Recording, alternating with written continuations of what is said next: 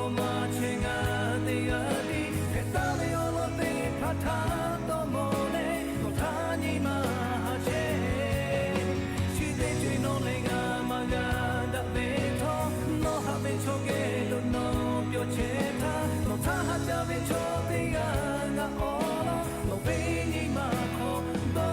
no ma me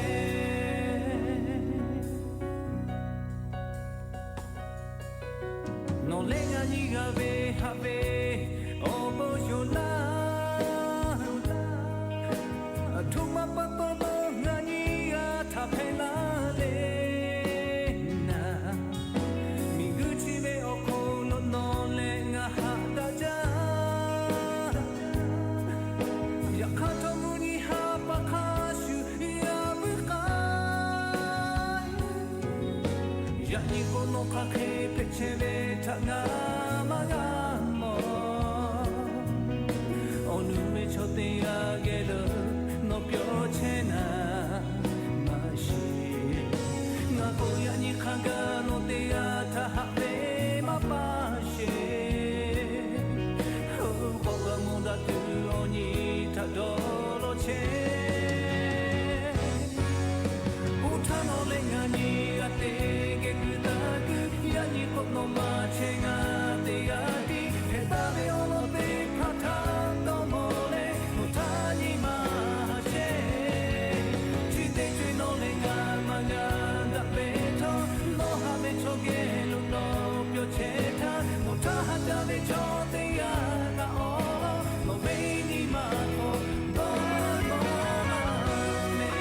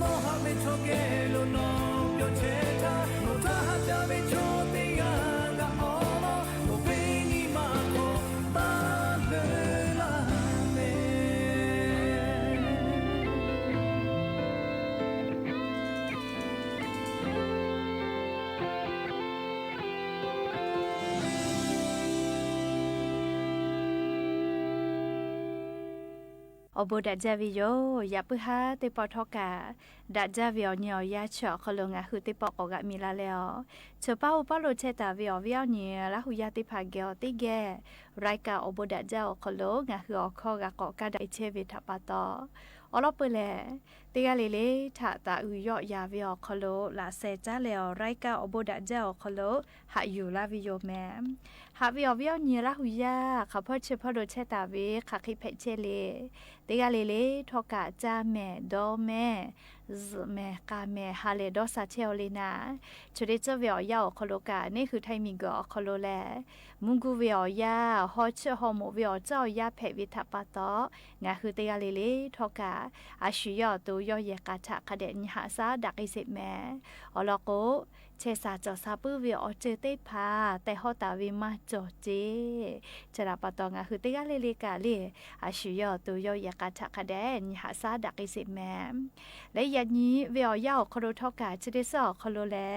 se pe ni ya ni o se ha pa ma cha pa o kholo ya ni che o ni ga n phe vi yo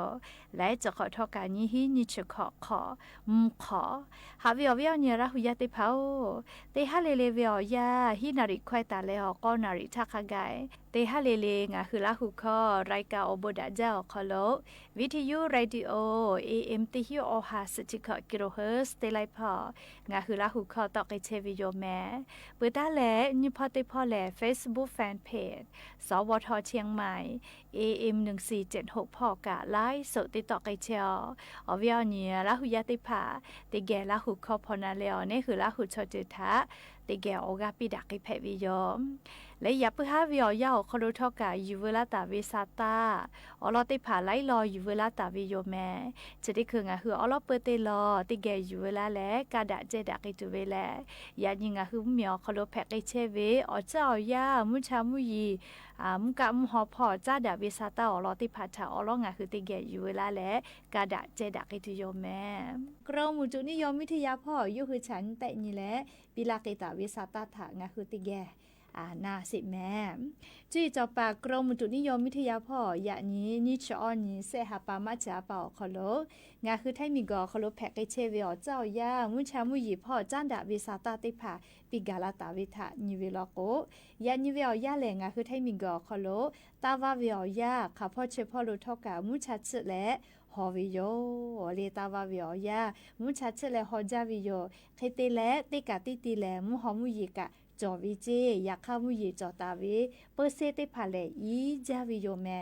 เฮกอนยันยิเวตยาธางาคือไทเหมียวนาติต่อพ่อตาวาวิอยามุชาชและฮอจาแม่อะโลชบแม่มุชากาชอะลาโกเลมุนีแม่มีกอเป้าดออะลาเวคลิไกเวโกมานีลาเวคลิไกเวเลซืจาแม่เลตาวาวิอยาเฮกงาคือไทเหมียวนาติต่อพ่อฮอวิอซาองศากาวิเจชกาชมาเฮเลมุชาชเลฮอจาวิออซาองศากาวิแม่องศากาวิจอคอโลแลเชซาจอซาพ่อคือลาเชโอแม่เลฮอจาชจาวิทัปตออีกะเกเลวิติพามาช่วยคาเดดอกเจและอาปูเวกาเลเกียลอยตาติวจิแม่เลอาปูเวกากีเวกาเลฮอวิอซามาตอลากาวิโยไม่กาอาปูเวกาทูจาเววิลอกกาเลฮอวิอซางาฮือตุคอโลฮามาตอลากาวิโยเฮโกฮอเจฮอโมวิอซางาฮือตุคอจอมาวิทยาทากาติเชวิอขอคาติพากามาเตียลาลาวิเจเลชดาปตออาปูเวกากาเลป้าแลก็แลเวนิวแม่หรือเลกาลีกับบาหาทอก็เวเลงาฮือลาหุยากกับบาหาทอก็เวโยเลกาเกนยีนะเลกับบาหานะโอเวติผาชอเลเกียลอยเวติวปุจากชิบุยาเนเลกาบาหาทอกีจาวิเชเลงาฮือหาทอคือว่าเลเกียลอยติววิเชเลเนี่ยคือเวคือก็อสจะติผาจันเตียปีวิคลีไกจุกมาเฮโกเกเกลาลาตายายะเลียกาติเชวิอเคคาติผาทะจาปีวิอคโลนเตียปีวิคลีไกวิเจเลเฮโกเกฮาวินะเลจาราปตอชดิจฮอจาวิทัปตอกาบาหามาโกเลกาเกยีนะเลกาบาหาชดิผาเกียลอยวิกาจอกเฮแม่เลก็เลวิติผานิเวเลเนหัวตัวเชซาจอซาตัวอปเฮโกนิเวตยาทาลิมุยีกาติฮาวิอคโลติชเปเซเคจาจอตาวิโลวาเลติชเปเซวิกางาคือแท้มีอนาติต่อฮอพอเจมูเลจังหวะการเพชรพออยู่เลียวฮอพอกว่าละโกนะเฮกว่าตาวาวิอยาเลค่ะพ่อเชพ่อโลกามุชัดเชเลฮอจาจิแม่ลิมุยีแล้วก็ติชเปเซเคเจจอตาวิยมเลเฮกว่าญาณิเวทยาทาเลภาคอีสานพ่อกาตาวาวิอยาเลมุชัดเชเลฮอจาวิโยเลฮอวิอซาเซชกอองศาแต่กาวิจิแม่เลภาคอีสานพ่อกาเฮกว่ามุยีกาติฮาวิอาติชเปเซเคจอตาวิจิแม่เฮกว่าก่อนนิเวตยาทาเลไทมีก็จะติต่อเลก็จะติต่อพ่อลอกกาตาวาวิอยาเลมุชัดเชเลฮอจาวิโยมุยีกาติชเปเซจอตาวิเจมุนีไก่พ่อกาเลตาวาวิอยาเลมุชัดเชเลฮอจายาคามุยีนิชเปเซเคจอตาวิเจงาคือแท้มีฮอติต่อลาชื่อและอาดามาพ่อกาตาวาวิอยาเลมุชัดเชเลฮอจามุยีเตฮาวิอคโลติชเปเซจอวิเจฮอวิอซาลอกเซชิฮิจิแมเลคเตลกุทิพ่อกาฮอวิอซาเซชิฮิเตเลกาเลมุยีกาติชเปเซจอวิเจนิเวตยาทาเลฮอวิอซาตะมาจาลืจาวิชองคือแท้เหมียวนาติต่อพ่อลอกก็มาเลองศากาเว เปลือกก็เลี้ยวเก่าอยู่แล้วก็เซชก็เซชิฮีออกคลุเชียรอแม่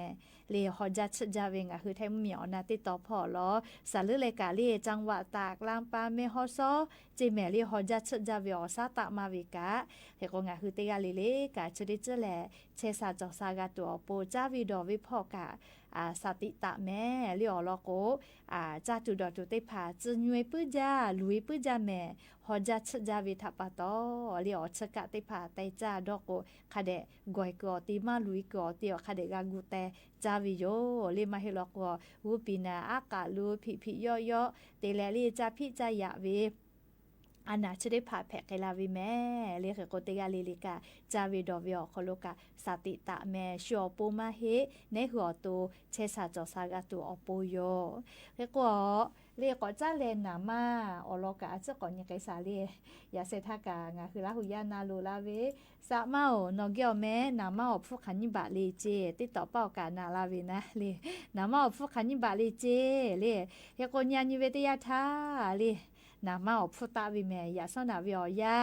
เดปโทนบากาตาวิลอวิอเนลาหุยาเตเผาเบนซินอมูเลอเล่เบนซิเกสฮอมูเตผาติลิเวียนบาตาวิลอเมยาสนาวิอยาคอโลเลยาสนามุทิลาเป้างานาริทาตาลาวิโยเรียงคือไทยมิงกอคอโลนามาเลีนิเวเตียทาอลอนยานิสาเลนามาดีเซลทาอลอนยาเลนามาดีเซลชอเตบะฮิชซาตาตาวิเจเรียกว่าอย่างนี้นามาดีเซลนั่นเลยเชื่อว่าโอกาสเลี้ยวเวอตีออกโลเวนามาอบฟุแม่เลี้ยติกาตีแหล่ชาเกะขาวิกาจอดูโยเลี้ยวล็อกโอวกือนะกือกาจ้าดาเวลีนามาวกูเวียกาจ้าดาวิออกคู่กาบริษัทอีกาชนเตพาล็อกชาเกะกะขาเวหรือเลกาลีนามากือปานามาเอจีเฮเวเตพาแลโยเวลากะเข้าเวทัปปะตออเมกาติจ้าก็จ้าเวทัปปะตอเชงากูเวียเกออบฟูขาดูโยลีนามากืออตีเอเตพาล็อกโกเฮก็อย่างนี้เลนามาดีเซลเชอเตลิเวียเตบะฮิชซาตาก็ตาลาวิเจเฮก็นามาดีเซลเตลิเวียคาเคมะเกาเลก็เลนามาดีเซลเตลิเวียเซชนิบะก็ชอซาตากาวิแม่ลิเชเลสัวกลางพ่อวิแม่เลี้ยวกันอยู่เลยชาเกะขะตุโยเลเซชนิบะก็ชอซาตาจิแม่เรียกเตเลนามาเลนามาเกสฮอ95เรียนยันนิสาเลแกสฮอ95นิบะตาวิเจนิบะตาลาวิทัปปะตอยานินามาแกสฮอ95ติลิเวียเซชงาบะงาซาตาเจเลเปื่อเลแกสฮอ91กะนิบะตาวิเจเลเซชอบะขอสิฮิสาตาไกวิจิอย่างนี้เลเฮก็นามาอี20กันนิบะตาวิจิแม่เฮก็อย่างนี้นิบะตาลาวิทัปปะตอนามาแกสฮออี20กะเลเซบะงาซาตากาวิจิก็เปิดแต่เลยนามาแกสฮออี85นิบะตาวิโยเลเฮก็อย่างนี้นามาแกสฮออี85กะติลิเวียนิชุขอบะสุชกอซาตากาวิโยแม่โลนามาตะจาเลยาค่าเบนซินเลนามาเบนซีตะวินะนี่บะตะวิทัปปะตอลีชดิคือออชเซบะขอชอซาตากาวจิแม่โลเลนามากะตะเจ้าตะวิติผาก็เวียนามาตาวิมเคตอมาดอหาเจนามาจอวิหาดอหาวิเจเรียกว่ารัฐมนตรีกระทรวงพลังงานพ่อกะกูวินาเลียชดิสอคโลนามาออเทลเตเลลอเวนามาลอคือเวนามาคือกอติอคโลนามาจอวิชดิผาปาฮาคาเปกูไกตุโยเจเฮกนามาคือติกาลิลิกามียานามาคือก็นามาคือตูกาจอปีวิจิแม่แคเตเลนามาฮอคือใส่เลียปั๊มน้ำมาติกาลิลิกาติญิปุติญีนามาการายงาวิจิแม่เลียจุยารัฐบาลทาเตปอเลเฮวิเตแขทานี่เยไกตุโยเจเลียกว่างาคือมีอคโลชดิคือมียากาพูกาคาเชเวนามาหลอเวนามาเปยเวนามาจากคือมากาเวไม่กะนามาจากคือก็ออเทลคิวกาอยู่เวเลียชดิผา ปาฮัจได้สอขอโลรัฐมนตรีกระทรวงพลังงานพ่อยกหัวคากูและปาฮัจได้ผ่าทะกูไกตุโยจิแม่เฮโกเลยานิกาอาจุยารัฐบากาอาทุมาทัปโตลีนามาดิเซอพุตะวิเลโกเวนาลีเชวิอลองาหุมมียะทะอาทุมาลาตาวิโยแม่มิงโกโคโลเลนามาอพุตะจาวิเจอามาติเลโกโกโนมุนิตอมุนิไกพ่ออเมริกามีอิสราเอลมีและอิหร่านมีบ่ดาวิทัปโตนามาวลาเวยากอคาออจะติพัทะฮือและเล่อีหลำมีนามาวกือละชื่อข้าวคือซาพ่ออยากก็มาพอลาวิทัปโตเลจะได้คือนามาจงมาวิโยจะทัปโตมิงก็โคโลนามาอผู้ตะวิจิแม่เลเตยาวบ้องเมียวเวนามาวลามากาวิทัปโตนามาอผู้เตผาตะวิจิแม่นายพรชัยจิระกูลไพศาลผู้อำนวยการสำนักงานนโยบายและแผนสำนักงานกองทุนน้ำมันเชื้อเพลิงเลนามาพ่อเวผู้อำนวยการนะเลยูฮือจีดาวิอคอโลเลงาฮึมเมียวคอโลนามาดีเซลติเผาอผู้เซจเซบักขะไกตะกาตุโยเจอยากให้เชวิอหรือมาเกจตัวโปเลอาจุยารัฐบาลงาคือผู้ดีกองทุนน้ำมันก็เวผู้ดีอคอโลผู้ติผาเย่และนามาอผู้ติผาทะกากาเกตุโยเจแม่อวิอเนี่ยละหุยาติเผานามาเลียติลิเวียนาเลียเชเวเลเลียอเมริกันมีเวก็ชนี่เหรียญเลยจะที่เขาได้ปอกใต้เลยนี่หันจะเสเหรียญสหรัฐต่อบาร์เรลเก่าวิจิกุมาเรียกว่าละก็มีกับคนนามาต่อเวนะเรียกแค่ว่ากองทุนน้ำมันเลยงาคือไทยมีก็เขาโลนามาฟูดีแต่เวียเขาโลกางาคือมีญาตินามาคะเวียเรียมากวิเยตัวโปอาจุยารัฐบาลผู้ดีเจวิทะเยและนามาผู้ได้พากากาตาวิชอเลติฮาปาเวียสมือลาเคเกโลเจ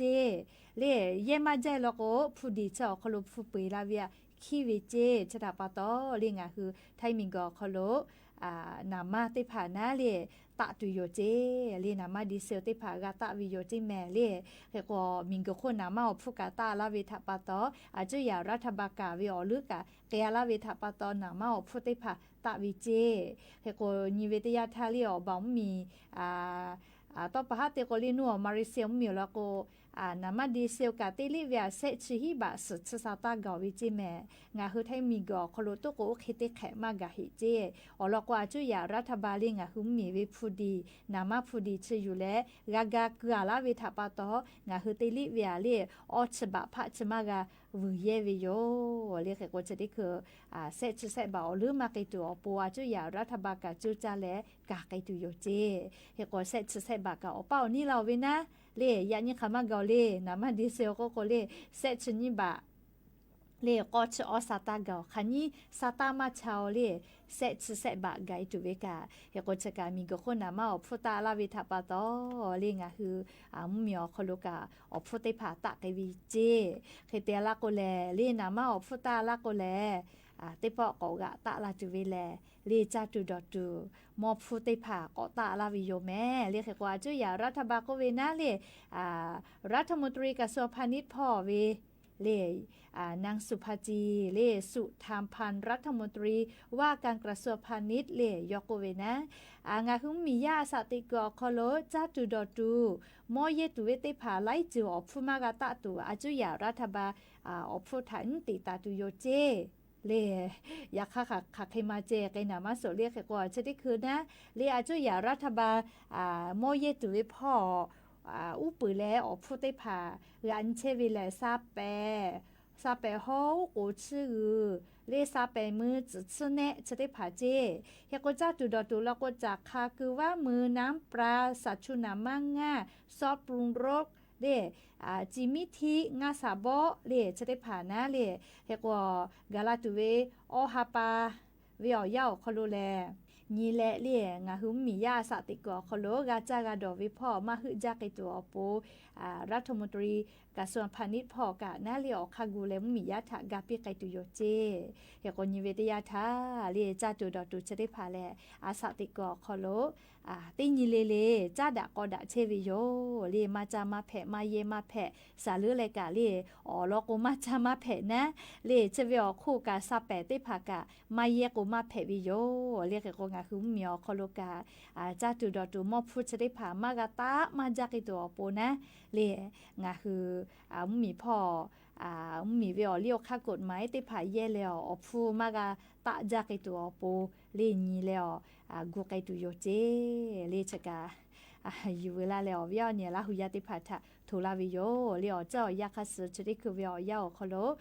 จะเขเพอแม่แต่ก็แหละเลยวิอเนี่ยละหุยาติพัทะเกามาลาวิโยแม่และอย่าปื้ฮาติปอทอกาอยู่เวลาตาวิซาตาลอติพาเลจะเขไม่จะได้โยแม่ลูลาแล้วกะพอนาแล้วกะปิลาเชเวงะคือละหุยาติกาลิเลกาบูจาแม่ติกาลิเลแม่กาแม่เชซาจอซาฮาเลดอซาปิแม่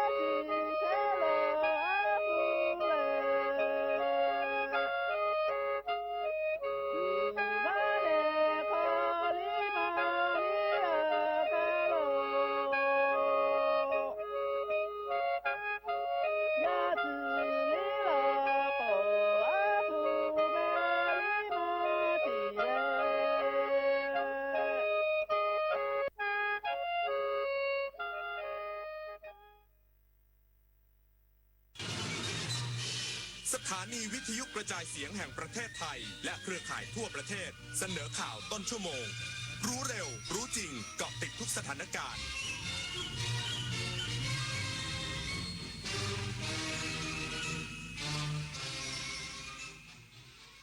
รับฟังข่าวต้นชั่วโมง 21 นาฬิกากับอานนท์นันตะสุคนครับ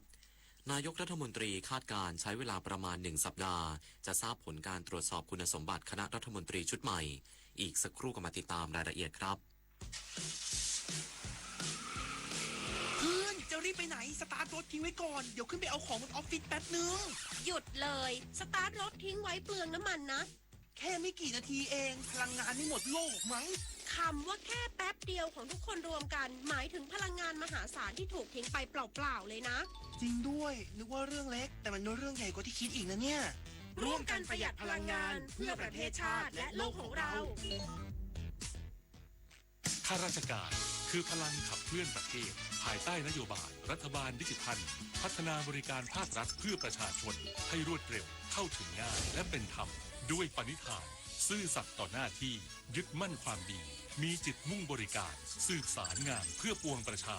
ทุกภารกิจยึดมั่นหลักธรรมาภิบาล1 เมษายนวันข้าราชการพลเรือนร่วมทำงานด้วยหัวใจเพื่อประเทศไทยที่ก้าวหน้าและยั่งยืน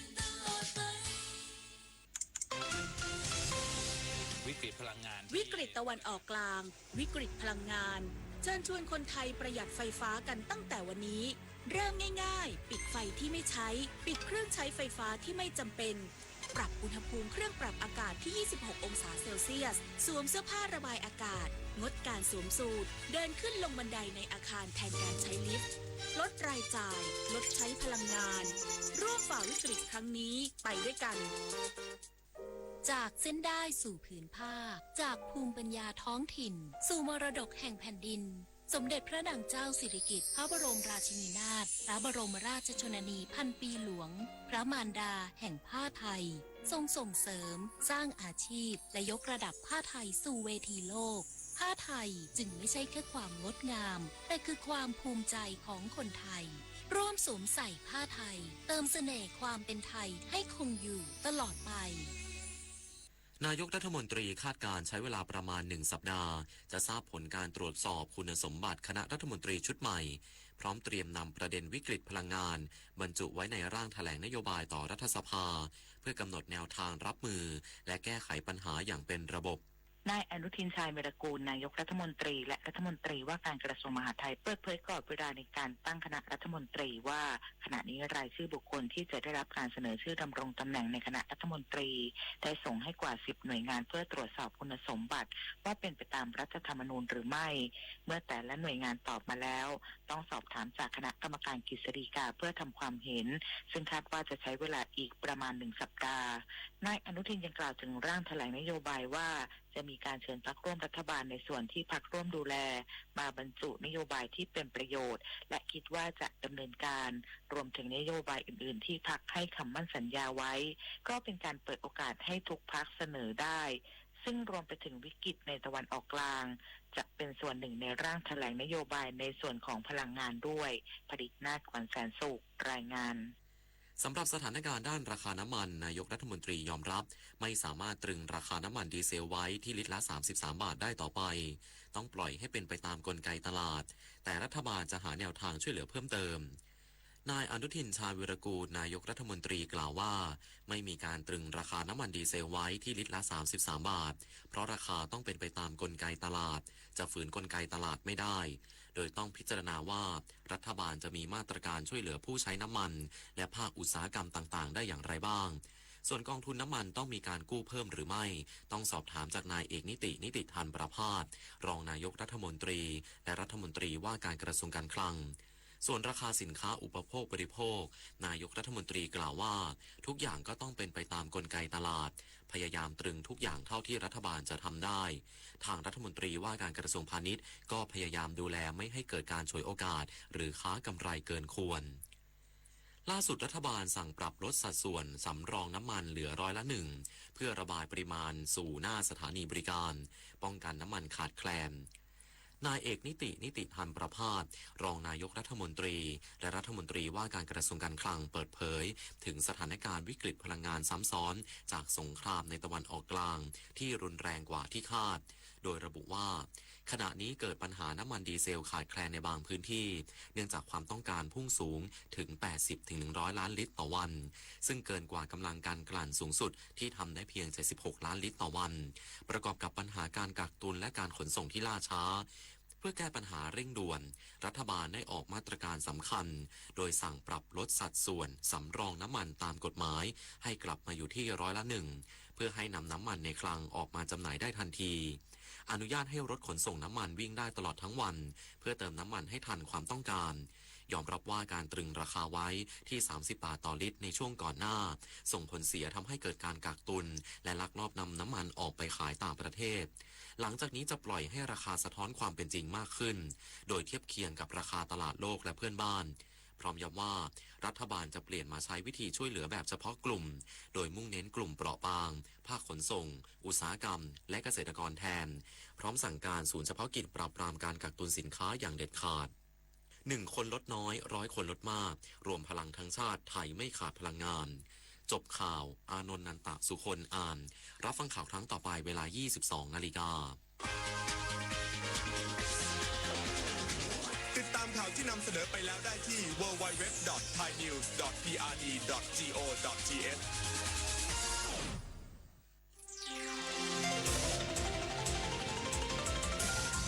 วิทยุแห่งประเทศไทยให้ความรู้กู้ความสุข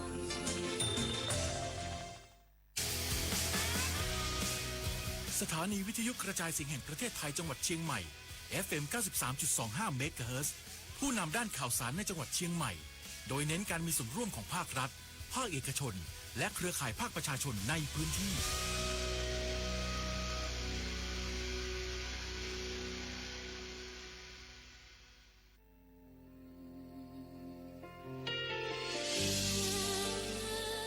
ระเสด็จสู่แดนสวงไทยทั้งปวงน้อมสำนึกในพระมหากรุณาธิคุณตราบนิรันดร์ข้าพระพุทธเจ้าข้าราชการและเจ้าหน้าที่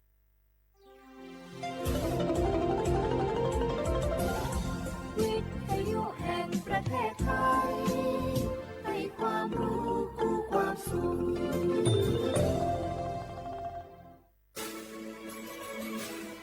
สถานีวิทยุกระจายเสียงแห่งประเทศไทยจังหวัดเชียงใหม่ AM 1476 กิโลเฮิรตซ์สถานีวิทยุภาคภาษาชาติพันธุ์แห่งเดียวในประเทศไทยที่มีความทันสมัยเชื่อถือได้สร้างอัตลักษณ์กลุ่มชาติพันธุ์สู่สากล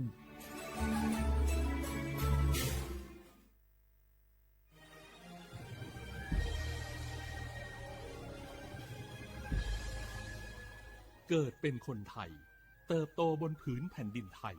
จงภูมิใจในความเป็นไทย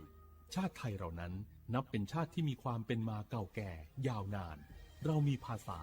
วัฒนธรรมและมีสิ่งต่างๆที่เป็นเอกลักษณ์ให้เราได้ภาคภูมิใจในความเป็นคนไทยเราควรเห็นคุณค่าและมีความรักชาติหวงแหนแผ่นดินอันเป็นมรดกของบรรพชนร่วมภาคภูมิใจในความเป็นไทย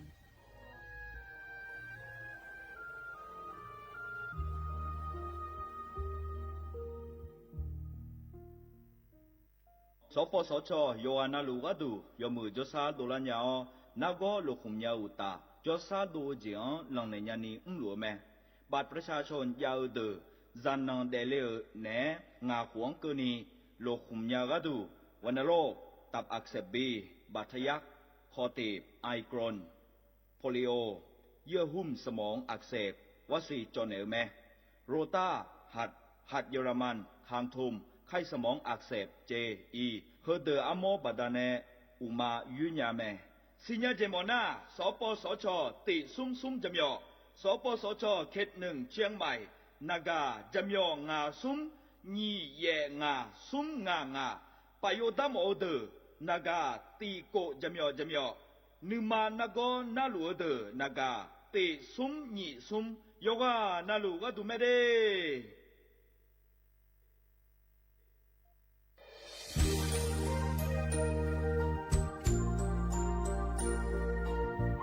ไอเย่เนียวที่ขอหลวงวัวในทีมเชียงใหม่และขั้วเธออุหฮาเลกะกอวัชมีจากะกอ PM 2.5 กะกอฮอลดามาเด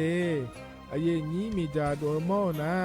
ทกศูนย์อำนวยการและแก้ไขปัญหาไฟป่าหมอกควันและฝุ่นละอองจังหวัดเชียงใหม่ละคือนากาซาโบจำยองาซุมตีนีเย่จำยอเยียงจางเลยงานไม่เดเจ้ามาเมื่อฮอปาย้อนยุ่มดาจางาเดเย่เนียวทกปชมีจาอุหาเลฮอนใน PM 2.5 กะกอฮอลูดาอากกะมาคาทกแอปพลิเคชันไฟดีและคัวปาเนออนุมายานะมีจามาบิเคเจเดอันอายามกะดูนะคอนี้อันตีบาลาติเสียในอันสุมเชติบาลางาซีอะคนนี้พังายาโกชวงกะนีอาสัวมาคาจะบ่นาย่อปายุบ่เจเดหนึ่งเหมือนในสำนักงานประชาสัมพันธ์จังหวัดเชียงใหม่และที่ฟอลโล่กุมะมือดาลานยานีทีมเชียงใหม่และขั้วเธอที่ฟอลโล่เกิดดามาเดเธอมีเนทียิที่โปกะนึกะมาพาอี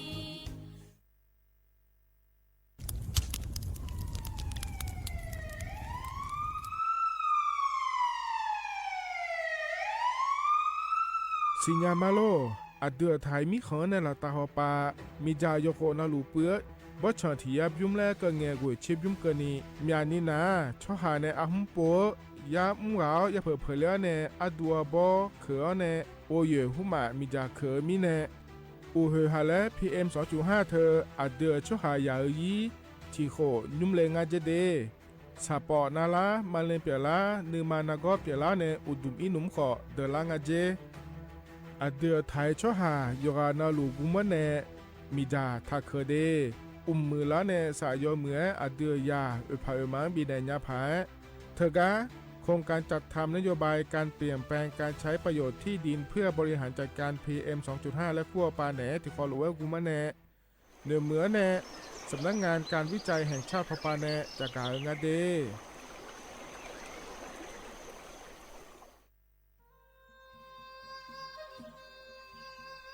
ยอโปนาลูเฮตาฮอดาเงอูเฮฮาเล PM 2.5 เฮมียดาลางาเลสีลางาอาดูมาเนจังเงดเจอปะปะกัวเงเจมีจาเคมีเนเฮดดตอลูชัวยามอดดลาเนมัวฟาเนียมามึงาเดมีเนพิลาขบยานาลาฮอเนสาโกพอปานกอขวานีเปียลายังาอาดูมาโยกานาลูกุมันเนมีจามาเคนีโยฮาเนยับมุเนยับเพเลเธอโลไทเนเฉเนวิเกมีจามีกาพี่ฮอเนบอชอมยาลานีอาบอที่ขอหลวเขาที่ขอหลวกุมันเนมีจาตะเคเดเหมือนเนโยฮานาหลวอยู่เหมือนจะชาโดนีย้อนยาผาเหมือนเนสำนักงานประชาสัมพันธ์ที่3กรมประชาสัมพันธ์พปาเนจากกาเงเด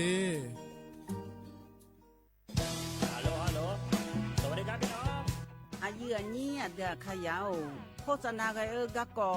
สถานีวิทยุกระจายเสียงแห่งประเทศไทยจังหวัดเชียงใหม่พปานเนบีเคฮอมอนาแอออนหลีญาเมเจสถานีวิทยุกระจายเสียงแห่งประเทศไทยเฮนาอย่าซินกอนบีดูอย่าล่อนแต่ช่วงหางละหาเชกะปอจักานเนดูพ่ออีสอนนี่กามาเล่าเนกามองขากากาอีกญาอายุเนียวโฆษณาบีเกหมอญาแลนึงมาอ้อนนานากาไงเหลียวเนไงทอนยังง่ายีเนียวนากาสัมโบนาขอนี่จำยองาซุงมีสีโกจำยอโกแย่และงาเดใจที่โบนาขอนี่จำยอเวนี่มีโกแย่งาสีเวและงายีเนียวมาเจอเกญาข้าราชการคือพลังขับเคลื่อนประเทศภายใต้นโยบายรัฐบาลดิจิทัลพัฒนาบริการภาครัฐเพื่อประชาชนให้รวดเร็วเข้าถึงง่ายและเป็นธรรมด้วยปณิธานซื่อสัตย์ต่อหน้าที่ยึดมั่นความดีมีจิตมุ่งบริการสืบสารงานเพื่อปวงประชาทุกภารกิจยึดมั่นหลักธรรมาภิบาล1 เมษายนวันข้าราชการพลเรือนร่วมทำงานด้วยหัวใจเพื่อประเทศไทยที่ก้าวหน้าและยั่งยืน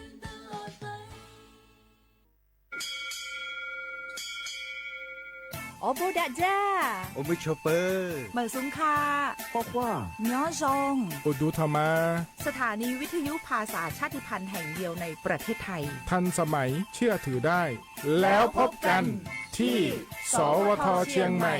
AM 1476 กิโลเฮิรตซ์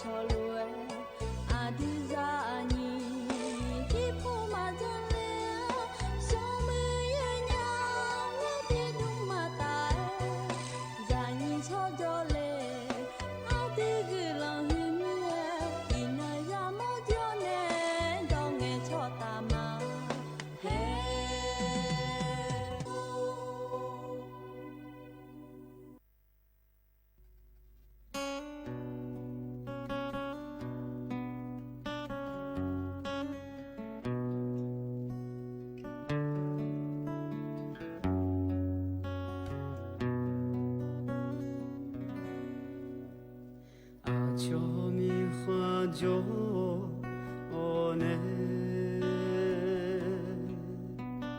여항는 가냐이 여와 저항 오이 뭐냐 가몽 파카이냐 호시바 라온다 첼라 가통파라 호라 ngae 요가 조항 오이네 가통 파이 뭐냐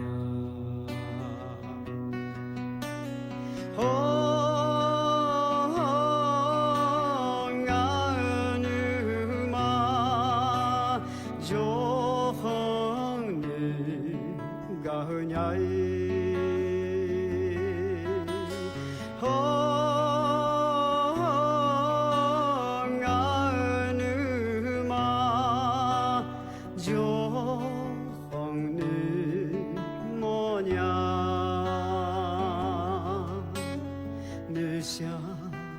샤미야비 줄레일레냐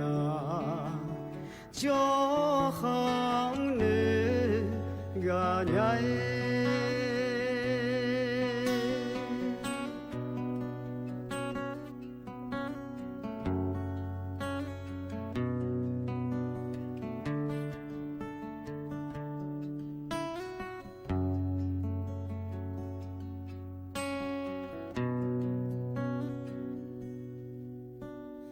호시바 라온다 첼라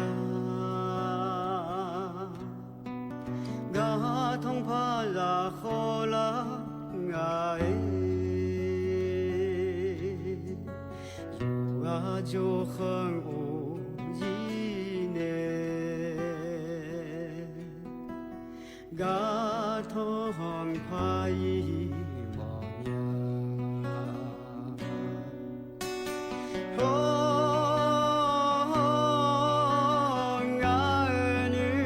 홍아느마 조항네 가흐냐이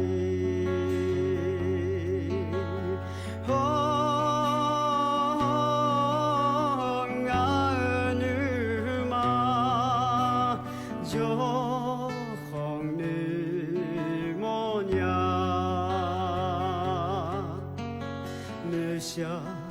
샤으мя비 줄레일리냐 조항네 가냐이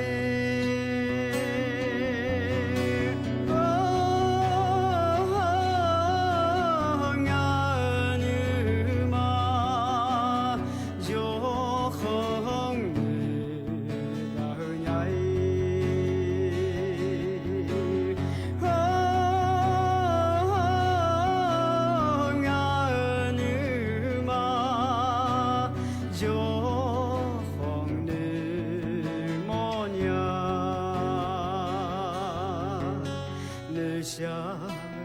샤으мя비 줄레일리냐 조항네 가냐이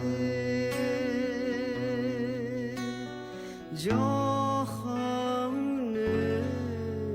가냐이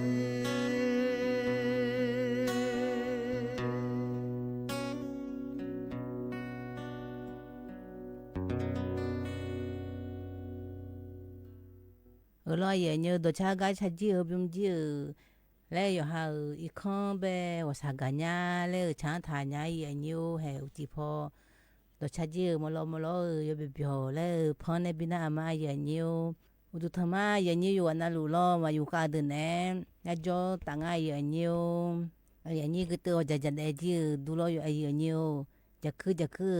jo me ta jo de na lo yo ji na khư me ta jo ne ja na à chỉ thằng có khứ đã bố thằng có khứ 有钱拿去没？我老爷牛还牛姐姐，哎呀，的个罗，哎，的罗派呀，他铺，他就那么爷牛回来呢，吃那个你咯。我们呢苗ดูแลเนี่ยมาเยอะเนียว我们呢苗ดูนะเราเยอะเนียวสถานีวิทยุกระจายเสียงแห่งประเทศไทยจังหวัดเชียงใหม่และงานเยอะเนียวสำนักงานประชาสัมพันธ์ที่3แล้วเรากรมประชาสัมพันธ์แล้วเรานายยุ่งๆเลยนะคนนี้สวทเชียงใหม่และงานเยอะเนียวเห็นกันในตาหน้าเยอะเนียวคือพนในหาญาแล้วพระไอ้ดันเนี่ยมาเยอะเนียวไอ้เยอะนี่ในหาญาหน้าเราหัวใจบอกเกอของเงือมาข้อแล้วของเงือAM ที่ภาควิทยาสิเชกกิโลเฮิรและงานเยอะเนียวหน้าเฟซบุ๊กพนในคนนี้สวทเชียงใหม่ที่ภาควิทยาสิเชกกิโลเฮิรและงานเยอะเนียวเห็นคือคนนี้ไอ้เยอะนี่มาอยู่กันตรงนี้จุดดามาเยอะเนียวในนอกคนนี้ขาอันนั้นน่าร้อยเยอะเนียวนั่นน่าคนนี้อยากเกล้างานเยอะเนียวสมศรีบาลาล้อมองที่คู่หน้าไทยพอหน้าคนนี้ว่าอาคารอันนั้นน่าคนนี้นี่ชื่อมีนาคมร้อยเยอะเนียวนั่นนี่พังอายากูชื่อร้อยเยอะเนียวให้คือคนนี้ขาอันนั้นไอ้เยอะนี่ถือหน้าเงี้ยคนนี้ให้กับไอ้ด้านเนี่ยมาเยอะเนียวหน้ายุจิคนนี้ฮัลโหลไอ้ยันยูจะการเนจิโกมันนี่เลยทำไมยันยูน่าดูประมาณเนี่ยจะอ่านท่าคนนี้กับพอดานเนี่ยมาล้อน่าอย่างคนนี้น่าป้าหัวกล้าเมียและพอดานเนี่ยมายันยูจีพอหน้าคนนี้และอยู่โชกัดุงอ่ะเราอยู่โชบินาหามาเกือจา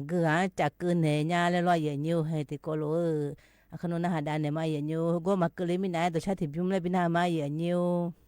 ตัวชาบิมนาลอยเยอะเนียวจีทากาโชและไงเยอะเนี่ยก็ช่างฐานะคนนี้อันนี้อาชอฮอันนี้โยฮันในช่างฐานะเยอะเนียวให้ติโคโรนาดามาเยอะเนียว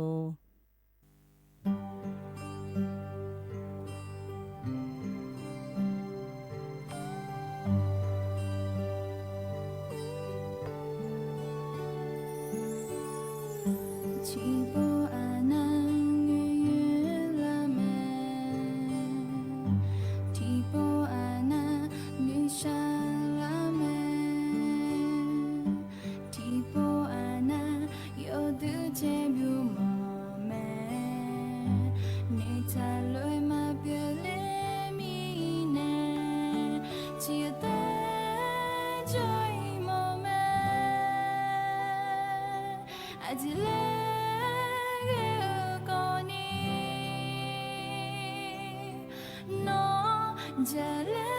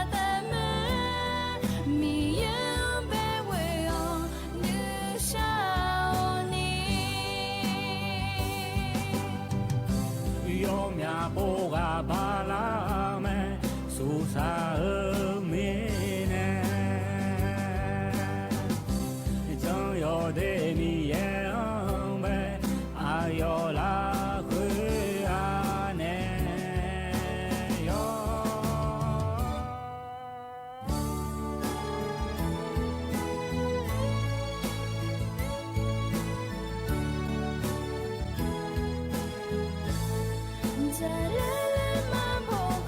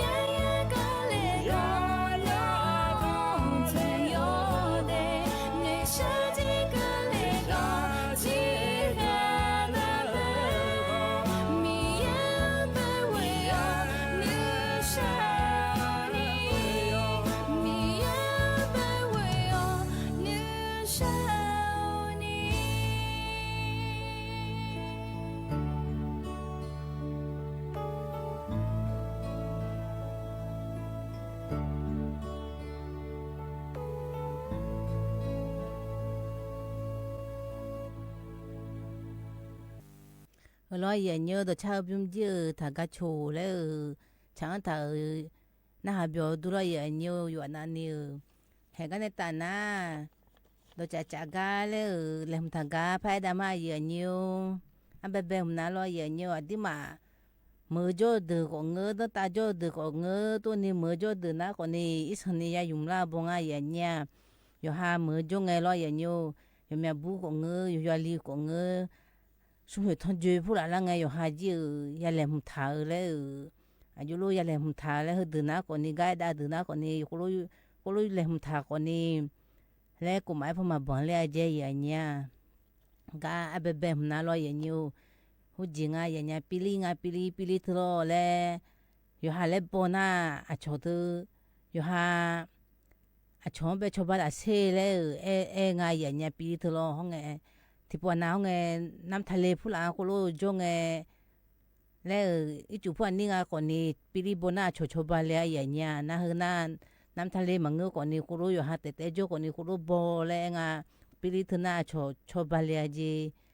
na hele thân duyên mà có ni cho quý nga lo cái bà cô lo bỏ na lo ya nhiều na nhìn thì na có ni à đi mà nam hom le thì chỉ phơi chỉ ya ya nhà che gỗ lo phơi chỉ lo cho là nghe thì chỉ này le phơi này chỉ sa pe le cũng ya nhà che gỗ phơi chỉ có ni phơi này có nga mình nữ bé ya phơi này nga này bé hàng phụ là cô lo phơi này nè ai mà na mình sẽ bị phơi ngày hôm nay cho ya che dơ le nga ya nhà cô che dơ nhà mẹ le naจะซุ่มถึงหน้าพัฒนาอย่างเงี้ยพัฒนาเธอก่อนนี่ให้แล้วอยู่เงี้ยเลยนะเราฉันนี่นะเราอยู่มีนึงถือนะคือมาโมเลงอ่ะถือมาโมเลนะแล้วเจออย่างอ่ะดิมาขอรอนะถึงหน้าอ่ะดิมามีแช่แล้วไงอย่างเงี้ยมีแช่เธอยุ่มๆเลยที่เจียอย่างเงี้ยเหมือนเธอสบู่พูดอะไรจงไงคัตเตอร์แล้วความมีแช่เดือดเรายุ่มๆเลยฉันนี่มาโมนี่ขอรอดเพลาเพงคือคนนี้ยุ่งยากแม่แรงไงอย่างเงี้ยน่ะตัวนี้มีเชื่อถือน่าเราอย่างเงี้ยจีสถานบินผู้หลานมาอยู่ในมาอยู่อะไรอย่างเงี้ยดีน่ะเทดาเองก็ไม่อย่างเงี้ยเทดาเองตัวอยู่หามาดูบินอย่างเงี้ยไม่เจอย่างเงี้ยแล้วตัวนี้ก็น่าสนามบินมาอยู่ไงอย่างเงี้ยเทดาคือเราคือคนนี้อยู่หาแล้วดเพลาน่ะคนนี้ยุ่งยากแม่แรงไงอย่างเงี้ยน่าจะทำนะคนนี้สบิพิเลดิมาสบิพิเลทรอยอย่างเงี้ยเลยอยู่หันเนี่ยจ่าเลยอยู่ท่าเธอให้แล้วมินุษย์อันเนี่ยแล้วไงอย่างเงี้ยมินุษย์เลยเบียอันเนี่ยงานเบียอันเนี่ยงานเนี่ยสมมติเราจีมาจีแล้วไงเราอย่างเงี้ยตัวเราตัวเพลงไงคนเราเบียอันเนี่ยนะเขาไงจ้าดิมาจะเจออย่างงานแล้วไงอย่างเงี้ยถึงไม่เนี่ยเขาคนนี้ให้ดิมาคนเรามือพูดอาจ้าคนนี้อยู่เนี่ยเลยทำยังแม่แล้วไงอย่างเงี้ยเขาคนนี้อยู่หันอยู่หาเถิดไอ้จงเงชอบบ้านยาจีงาโลชอบบ้านยาจีคุโรจันน่ะคนนี้จะเจอเนี่ยแม่เลยไงอย่างเงี้ยกันเนี่ยตาหน้าเราอย่างเงี้ยก็หืมนะอยู่จนนะอย่าแม่อย่างเงี้ยมาเอ็นมาเงี้ยกัมนะดิมาอยู่ว่านั่นนี่เลยเจนเราอย่างเงี้ยแล้วมีจามาคืนนี้บิกาโอเล่เลยไงอย่างเงี้ยนะอ่ะมึงพูดละเธอข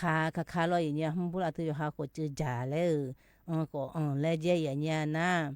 อันที่มันเนี่ยจังเงตัวเจเธออาเสียลูอาขอเธอร้อยอย่างเงี้ยเธอคนนี้มีจามาคืนนี้อาบอกตัวเพเธอบิเจนะคนนี้ปุยปีละเมล่ไงอย่างเงี้ยถึงมีเนี่ยอันที่มาคุรุบิเจนะมีจามาคืนนี้ปีน่าร้อยอย่างเงี้ยมิชาเธอมือแล้วปีละเจอย่างเงี้ยมิชาเธอมือแล้วปีละน้าอันที่มาสาวไงร้อยอย่างเงี้ยยมือเตะยาวเจยมือเตะยาวน่าอันที่มาเตะมือเราบ้าไปมาก็ตัวคุรุก็ตัวก็เกินยานีแล้วไงอย่างเงี้ยนั่นคือคนนี้บุพเพเนี่ยไอ้ดูในหลังไงเนี่ยสถาบันวิจัยวิทยาศาสตร์และเทคโนโลยีแห่งประเทศไทยแล้วเนาะน่ายุ่งแล้วน่าคนนี้วอแล้วไงอย่างเงี้ยไอ้ยมากคนนี้เราอย่างเงี้ยบุพเพเนี่ยปีชบาเราเที่ยวชบาสำนักงานการวิจัยแห่งชาติแล้วไงอย่างเงี้ยยุ่งแล้วน่าก็วอชอแล้วน่าคือคนเนี่ยยมากที่เที่ยวชบาอันที่มาปีกาอีแล้วมาจันนี่ที่ปอมปีจันนี่พระปีละน่ายมืองานไหนนี้อันนี้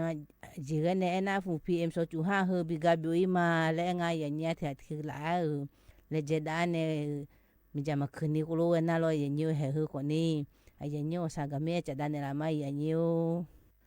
ก กันในตาหน้าตัวชาติบุ้มและบินามาเยนโยตัวชาบุ้มนามาเจจื้อญาจิโลเฮติโคโรนาดามาเยนโย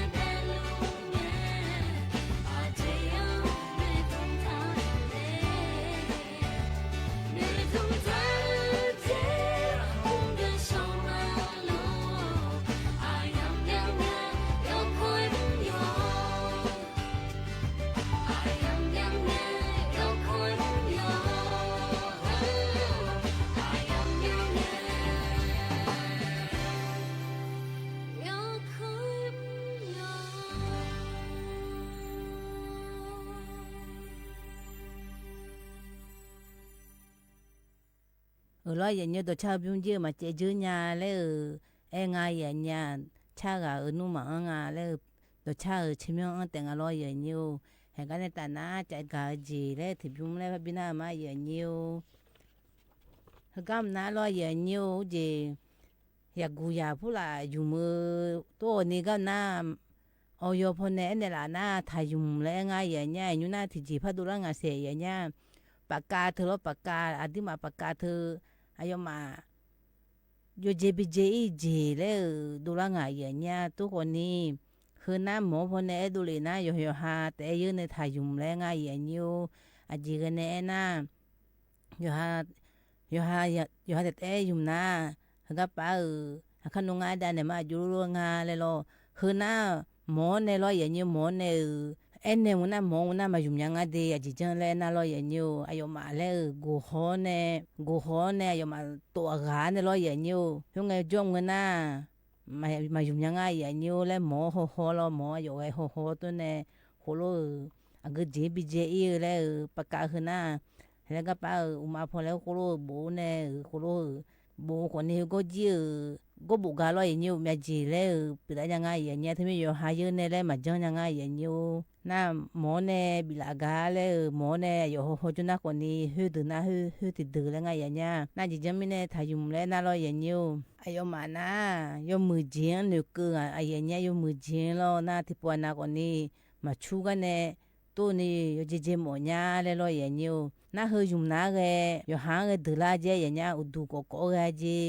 อุดุก็นะคนนี้อุปเปยุเจอย่างเงี้ยนะถึงมิเนี่ยแล้วอดีมาตัวเจพูดมาซ้ำๆกูรู้ปีละงาแล้วถึงมิเนี่ยปอยเนี่ยถ่ายเยอะแล้วไงอย่างเงี้ยคือคนนี้แล้วออนไลน์แล้วไงอย่างเงี้ยออนไลน์พอแล้วนะชอยสันนี่ตลาดแล้วงานลอยอย่างเงี้ยแล้วสันนี่คือก็อีน่าคนนี้ติกันนะตัวรู้หือยังไงอย่างเงี้ยตัวนี้เธอหน้าหือดูหน้าคนนี้ชนในทายุมและทางเดียอย่างนี้ดีก็ฐานะทายุมและง่ายอย่างนี้หมอเนี่ยอายุมันเนี่ยกูหัวเนี่ยบิวมาเลยหมอเนี่ยมาบิดานะอยู่หายในทางเกจอุมยาก็ดีมือถือพอเนี่ยนักพอเนี่ยก็เยอะเนี่ยเลยง่ายอย่างนี้น่าตลาดผู้ละตัวก็หิวง่ายเลยง่ายอย่างนี้ก็หิวเอาจีออยไปถูมาเสียอย่างนี้ถึงไม่เนี่ยถึงน้องดูแลอยู่สื่อง่ายเสียอย่างนี้ถึงไม่เนี่ยคือจีดูแลทางดีแล้วกามาดีอายุมานะกูไม่พอบอกเรื่องอะไรอย่างนี้คือนะรอหูจีหมอเนี่ยนะอายุมานะใบอนุญาตแล้วยังหมอถึงนะรออย่างนี้อายุมานะแล้วช่วยยังมาบิดเดือดเลยโคโลมาตรฐานยังไงอย่างนี้ชนเนี่ยโคโลจังถ่ายเรารับรองแล้วจังถ่ายนั่นก็ปัตตาลาพูดอะไรเยอะนะอายุรู้ว่ามอมสีถึงไม่เนี่ยถึงดูแลงานดีแล้วจากการเนี่ยมาอย่างนี้ก็ในตานาลอยอย่างนี้อดูประมาณเนี่ยตัวจังถ้ากับพี่นาดามาอย่างนี้เบลอยู่น่าลอยอย่างนี้เปลี่ยนเลยกูเรื่องอะไรอย่างนี้เดี๋ยวให้กูน่าดามาอย่างนี้ทุกนั้นเขาเปลี่ยนเลยเขาเปลี่ยนแล้วถึงจะมาเชื่อมาเพิ่มเป้าตับโปไปหน่อยหมูที่สายตัวเลยเขาเปลี่ยนไปยังสายตัวเลยน่าปลาสีสุสีปลาเชลามิเดอ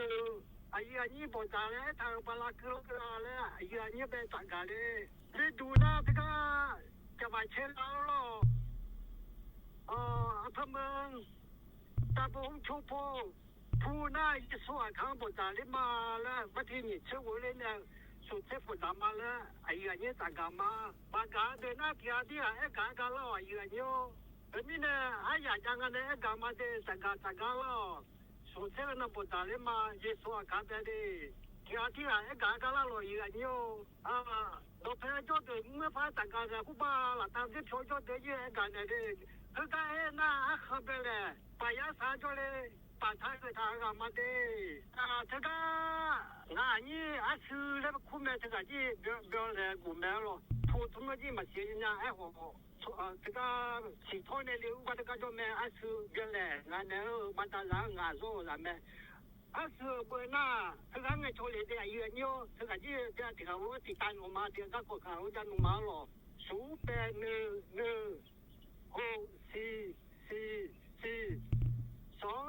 แล้วก็ได้เสียวไปกับโชว์ได้ก็งานเนี่ยทำมาถ้าก็ไงอู้แล้วผู้สมัครนั่งที่มาสิญญาซื้อไปเลยก็ได้งานนี้มาตลาดแล้ว ฮู้แต่แม่ปูโอ้ยเรื่องแรงก็ธรรมดาจอมีเนี่ยละมาฮู้ละมาแล้วไอ้บ่เนี่ยก็บ่มึงก็น่าช่วยไอ้บ่ก็จุละมาเด้ก็จุละมาเด้แล้วกูบ่ตาเลยมาแล้วก็จุละมาเด้แต่ก็ยังสู้เขาเอาลงมาไอ้บ่เนาะเป็นแล้วนี่มาตาจอมีเนี่ยก็จุละมาไม่ได้รู้แต่เนี่ยตัวมาไอ้เยี่ยมาไอ้บ่ได้เป็นแล้วมาตาจอเป็นแล้วมีจอปัวlo ya nyo ga humna usu gwa ba nga ga humna pye le gu la nga ga ne ta na chugon gu le bina da ma ya nyo ti ko na ma nyo po jo to ta ta mo ga tu nya nya le ga do sa ta nya le ga ya ni ge ji ni ta ga do pi nge tu mo nga le lo nu o nya lo nga thomyo na along le ku le chi ka ku le ta ga wa myo na ona kya kha le khu kan ta bua avion ka phu me so cha ba chi la la pe jo le nga ga po ta nga sa chi ka ku ga tu po ta ga tu ta ka le te ma yo ji yo le mo ta ka ga tu ga ba ho le mi yo ta bua avion phu me so cha ba chi la la pe so si yo ba la是把那个停车行的呢，比如个叫呢，车也能车有可能哦，我咱们的嘞，这小车刚不的，还刚刚叫的，现在搞呢，比如个毛病嘞，用不着嘞，两头那哦，你哦，还没叫他们个，忙没叫，老没好叫。la pu mo jo mi ne ga na ka pon ya e ku tha ma fu te ma lo ni ti to ho yu da tha ma e ho ya mo do ya mo nga le ho za de mo nga na mo nya mi ne ma ya mo de bi ka le ni ni sa tha ni jo chi ma ga lu lu ga jo ga do sa bi ta ka le lu ko ne ta ku le de ya te me no ga tu le ngwe no wa tin si sing no bi ko ga tu le e ka ma ku na ho ni ko ko la pu ma lo ni pa ni e ku che ni pa ni e ta ni se ku huang huang ane so si ba la nge pa ti ni si si ne ni si ye ni si wo ko ni ga pu tsum yo我那也个不怎么来的票就跟我估嘞，我把车和有个那，刚刚叫那，就跟我估和，有可能有那路，咱们东妈妈哎，有可能，不在人家买嘞，就没得，有嘞，普罗萨克嘞你呢，还有点忙个今年的，那个全部那你有。家苗也的为松也松嘞，不那你有去不拍嘛是家苗也的为松也松你不去不那你家苗过的你家苗怎么样？去不拍妈妈是，我今年你不去不，我今年你不干的嘛？怎么样？过的，你怎么样嘞？那个种那蛤蟆毛的那你要，你不用土里那个不土有叫那路我都地路嘛嘞。不那干嘛就个有家穷的啥样嘛，家个就路眼嘞，门那嘞，那个嘛有你有那路的，你呢，我那路那么高呢，不在里嘛嘞，有的，人家家嘞，这个忙婆呢，有的好，其实只要呢，没上这个有个那，好了那个多我头东我都那个还没弄好跑台木跑脚的， แต่ผมรู้ทำมาแล้วจากการมาถึงนี่เนี่ยถึงนั้นอยู่ใช้จิตปัญญาแล้วล่ะนับว่าลำบุพอเนี่ยอยู่ตัวเนี่ยลำบุพอเนี่ยอยู่ตัวน่าเล่าพออีกอย่างเนี่ยเล่าตัวไอ้โจตัวอย่างนี้พูดถึงเนี่ยละโจเนี่ยพอนักขลุ่กันพอเนี่ยละเจมาแล้วเราต้องพอเนี่ยว่าเช็คของพอเนี่ยแล้วเนี่ยน่าอยู่ตัวมายากาจีโอโจดูเลยตัวเนี่ยละโจเนี่ยละน่าโอถ้ามีข่าวก็จะต้องมองอยู่คือน่าโอเคจีไม่รู้ก็ถ่ายพอโจรู้ตัวเอกลาน่าไม่รู้พอลาเล่เนี่ยถูกหัวตัวไม่รู้พอโจตัวจากการมาดีแล้วเอกมาดีอย่างนี้ย้อนหลวงรู้จักคุณปัญญาแล้วเอกมาอีกหน่อยจีโร่ถึงนี้เนี่ยง่ายกับโมนี่ผมยันนี่แหละถึงนั้นมาพัฒนาจิตชุ่มฮัลโหลหลับไปเอกเนี่ยมายากมาหน้าหัวนักบุตรกันทุลีแล้วเอกโมมีอ่ะนิมกันนี่กันกลุ่มจังเนี่ยกันนี่สถานีโลชิมาคือกันเดี๋ยวรู้กันตัวใจพิธามาเหรอยองจีนี่กลุ่มบิวเลมางั้นจีนี่เขามีแต่มีอะไรเรียนรู้อยู่นะรู้ว่าอย่างนี้อยู่นะรู้ว่าจีนี่ยง有个啥呢？我听吃席呢，吃也，吃我有老会和个同志呢，要么就这嘞，你同路嘛的，人家点嘛牛。你说到那你说那有几分的病人他妈的。可能吗？cái na gym của ni chưa có cù dê, giờ nhiều cái này ta na, sang cù là ngay giờ nhà hay thì có na đam ai giờ nhiều. Udu tamade yani yoga na luang hangana asang gule na asang gu menu don to ta ga ma de wati ye ane wati wi on be asang gu me popo ma le o ke o zama de ku ba ga jo akan le ku ga wa de bo za im bo ima de na ga don masinyao de na ko nga joga tola sa tola nyame de bo to na ko ni jamyo ye u sum ko nga ye jamyo le de na nga joga tola de nga somya na lo show le kule nga ba go kan jo le mina du pya shanka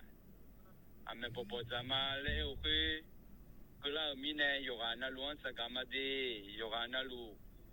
magana ko tia sagane ne wati ye usibala ambe zuma de wati ye ne wati gumbe de yoga na lu tia sagane la ke de yoga na lu gula ma ngana ashan lumshe upayuma de ashan gula na yoga na luan pucho ma de lakne la de ga sa sam je asang gu la nga ya nyu he ko nya do bo ma ne do cha lo ya nyu he jo he xin bla he xin ta phu ma le hum na ni yo na ga chira le na hum na thi yo la nga ya nyu he ga a be hum e kla nga ni yo lu lo te mi ne he ga pa na ha ko ni mi na no phone ne ma ya ga ko ni he jo phone ko ni ya ga du lo ya nyu le aga ga nga le ma ga ge de jo nga le cha ga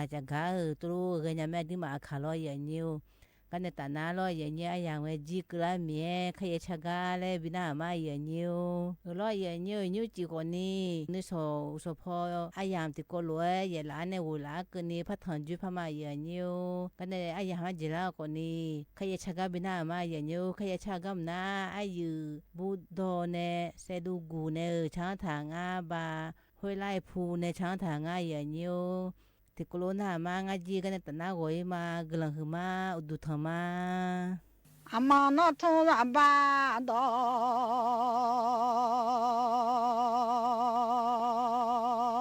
ra ama nó nghe ra ba lo nó phiêu 老妈妈面太老干，俺嘞俺老几道门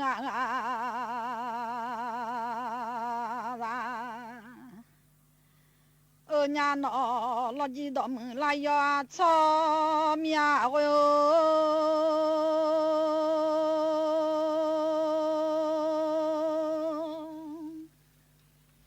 hay gì thằng vợ mà xí lên nhà de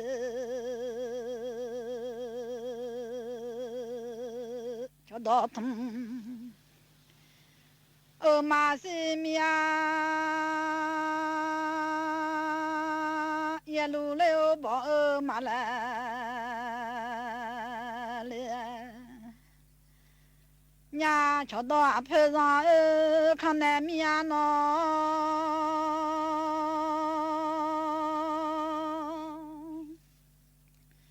cho do thong le a phe za kan na ye lu bo le la no chong ma ye ta cho老比康南面阿妈个我跑地头马一来年哦，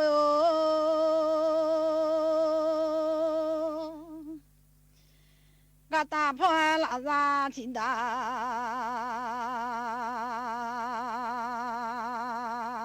马来面。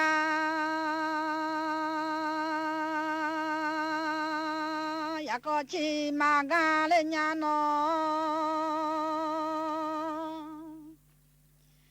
去搞了也一马喏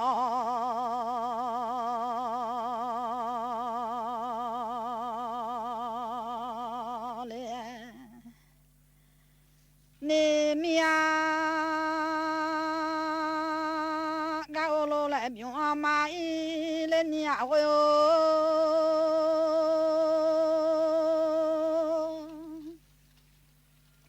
个大老家乡嘛喏，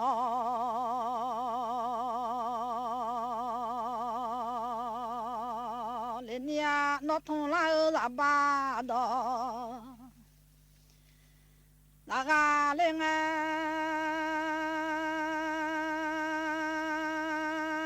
咱乡个把鸡上去，妈俺来面哟。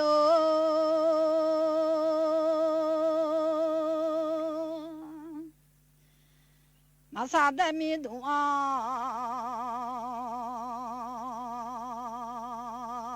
老妈下来呢，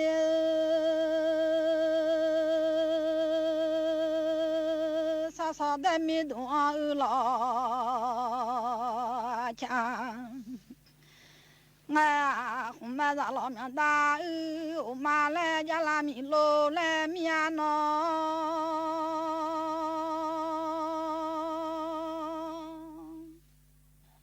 红麦子老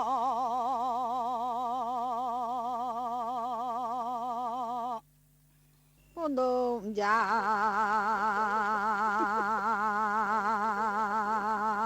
牛少天呐，那个小母牛少。自己让啊领啊，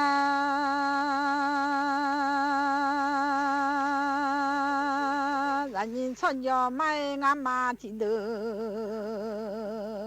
啊啦，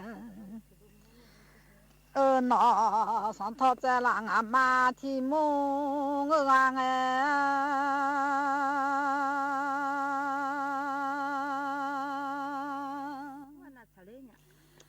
啊马下路从来的啊下山马下路路啊从来个少了啊马个到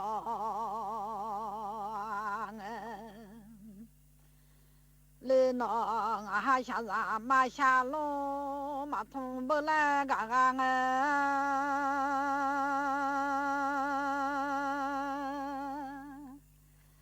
ก็สอมาญาแลก็ดอมังเบลกา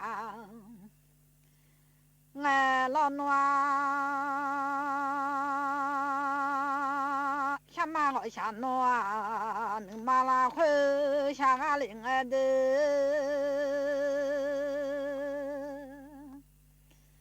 งาฮาสุนเนมามอเลลอญางาฮาชาสุเนมามอมียมิโนยอลโนสุนเนมาสีอาเลลอมียมีโนงอันสุนเนมามอเลยังยอนเนยอนเนทุมองลางายอดูเลโอสุนเนมาสีลิญาลางายอดูยอนเนทงสี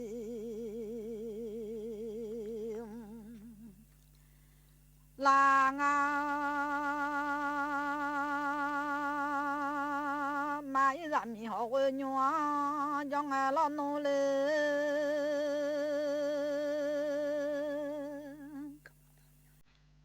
อาคาราโนจง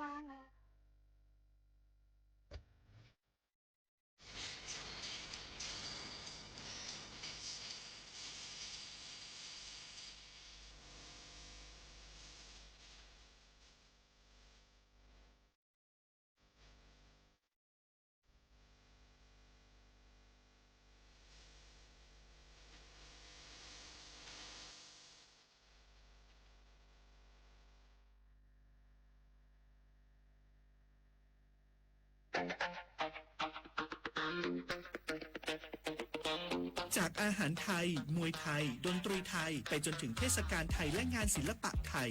วันนี้ซอฟต์พาวเวอร์ทั้ง14สาขากำลังส่งพลังครั้งใหญ่ไม่ใช่แค่ผลักดันวัฒนธรรมสู่ระดับโลกแต่คือฟันเฟืองสำคัญที่ขับเคลื่อนเศรษฐกิจไทยให้ก้าวไปข้างหน้าสร้างโอกาสสร้างอาชีพกระจายรายได้สู่ชุมชนและพี่น้องประชาชนโดยตรงเปลี่ยนต้นทุนทางปัญญาให้กลายเป็นสินค้าวัฒนธรรมนำผลกำไรสู่ประเทศซอฟต์พาวเวอร์ไทยเศรษฐกิจกินได้เพื่อชีวิตที่ดีขึ้นของคนไทยทุกคนสำนักงานประชาสัมพันธ์ที่3กรมประชาสัมพันธ์ปี้ยังไงดีเจ้าแม่น้องกำลังเข้าสู่ช่วงสูงวัยและจะดูแลเปิ้ลยังไงดีเจ้า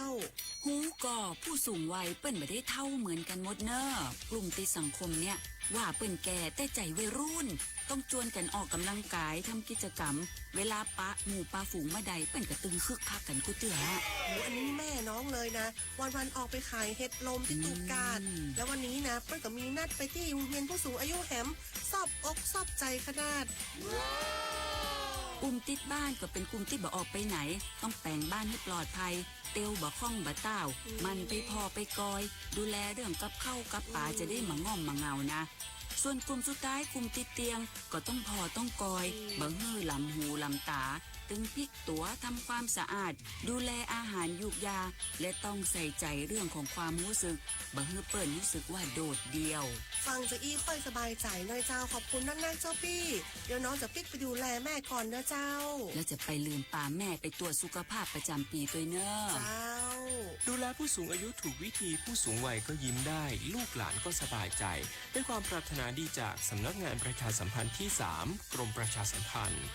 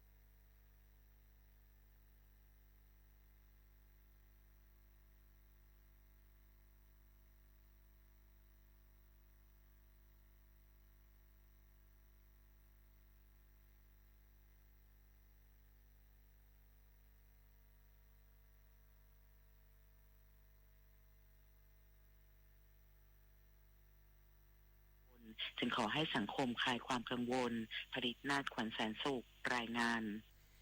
กระทรวงสาธารณสุขออกมาตรการรับมือ3ระยะรับมือผลกระทบสถานการณ์ตะวันออกกลางนายพัฒนาพร้อมพัฒน์รัฐมนตรีว่าการกระทรวงสาธารณสุขกล่าวว่าจากสถานการณ์การสู้รบในภูมิภาคตะวันออกกลางส่งผลกระทบต่อราคาน้ำมันและค่าขนส่งที่แพงขึ้นทำให้ระบบบริการสาธารณสุขมีความเสี่ยงโดยเฉพาะเรื่องรถพยาบาลฉุกเฉินรวมถึงวัตถุดิบพลาสติกผลิตภาชนะบรรจุยาและเวชภัณฑ์ซึ่งมีแหล่งผลิตอยู่ตะวันออกกลางเสี่ยงที่จะขาดแคลนส่วนยาและเวชภัณฑ์ที่นำเข้าส่วนใหญ่ผลิตในยุโรปอเมริกาจีนและอินเดียอาจมีต้นทุนขนส่งสูงขึ้นและการขนส่งภายในประเทศล่าช้าจากข้อจำกัดด้านเชื้อเพลิงแต่คงไม่ถึงขั้นขาดแคลน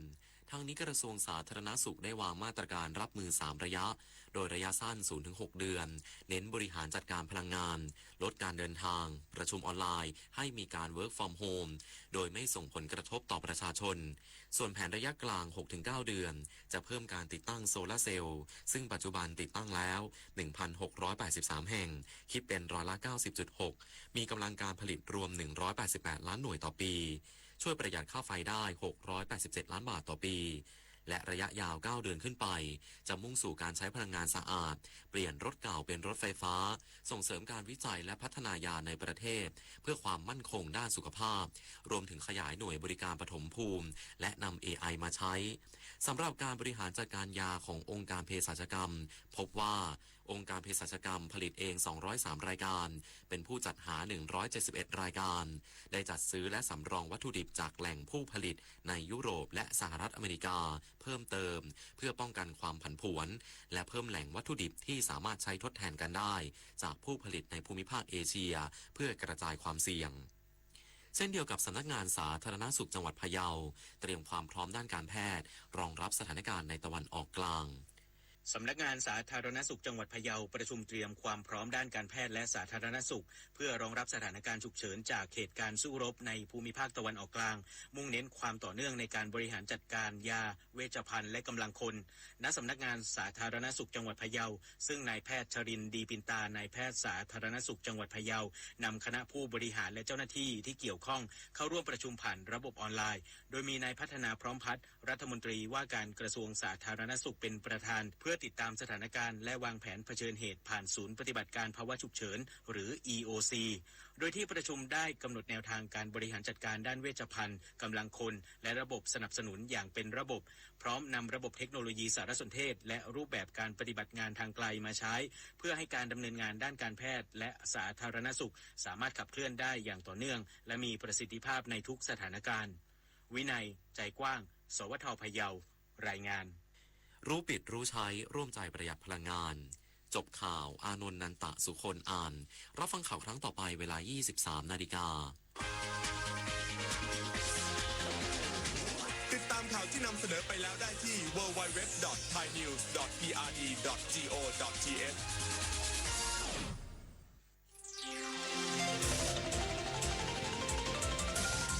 วิทยุแห่งประเทศไทยให้ความรู้กู้ความสุขต่อไปนี้ขอเชิญท่านฟังรายการเพื่อนฝันดำเนินรายการโดยจารุวิทยุแห่งประเทศไทยให้ความรู้กู้ความสุข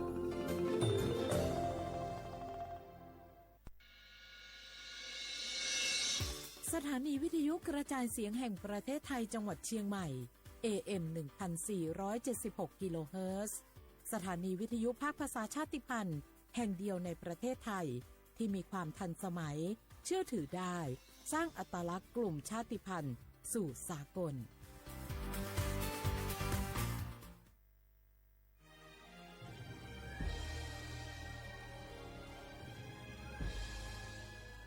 เกิดเป็นคนไทยเติบโตบนผืนแผ่นดินไทยจงภูมิใจในความเป็นไทยชาติไทยเรานั้นนับเป็นชาติที่มีความเป็นมาเก่าแก่ยาวนานเรามีภาษาวัฒนธรรมและมีสิ่งต่างๆที่เป็นเอกลักษณ์ให้เราได้ภาคภูมิใจในความเป็นคนไทยเราควรเห็นคุณค่าและมีความรักชาติหวงแหนแผ่นดินอันเป็นมรดกของบรรพชน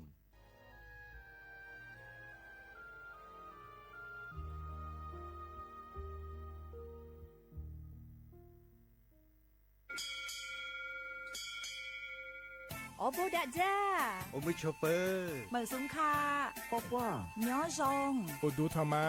สถานีวิทยุภาษาชาติพันธุ์แห่งเดียวในประเทศไทย ทันสมัยเชื่อถือได้ แล้วพบกันที่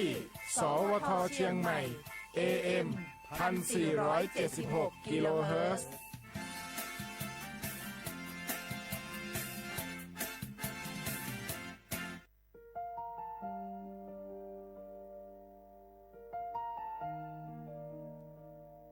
ขอน้อมเกล้าถวายอาลัย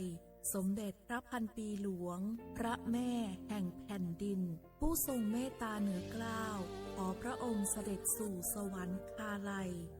ข้าพระพุทธเจ้าข้าราชการและเจ้าหน้าที่สถานีวิทยุกระจายเสียงแห่งประเทศไทยจังหวัดเชียงใหม่กรมประชาสัมพันธ์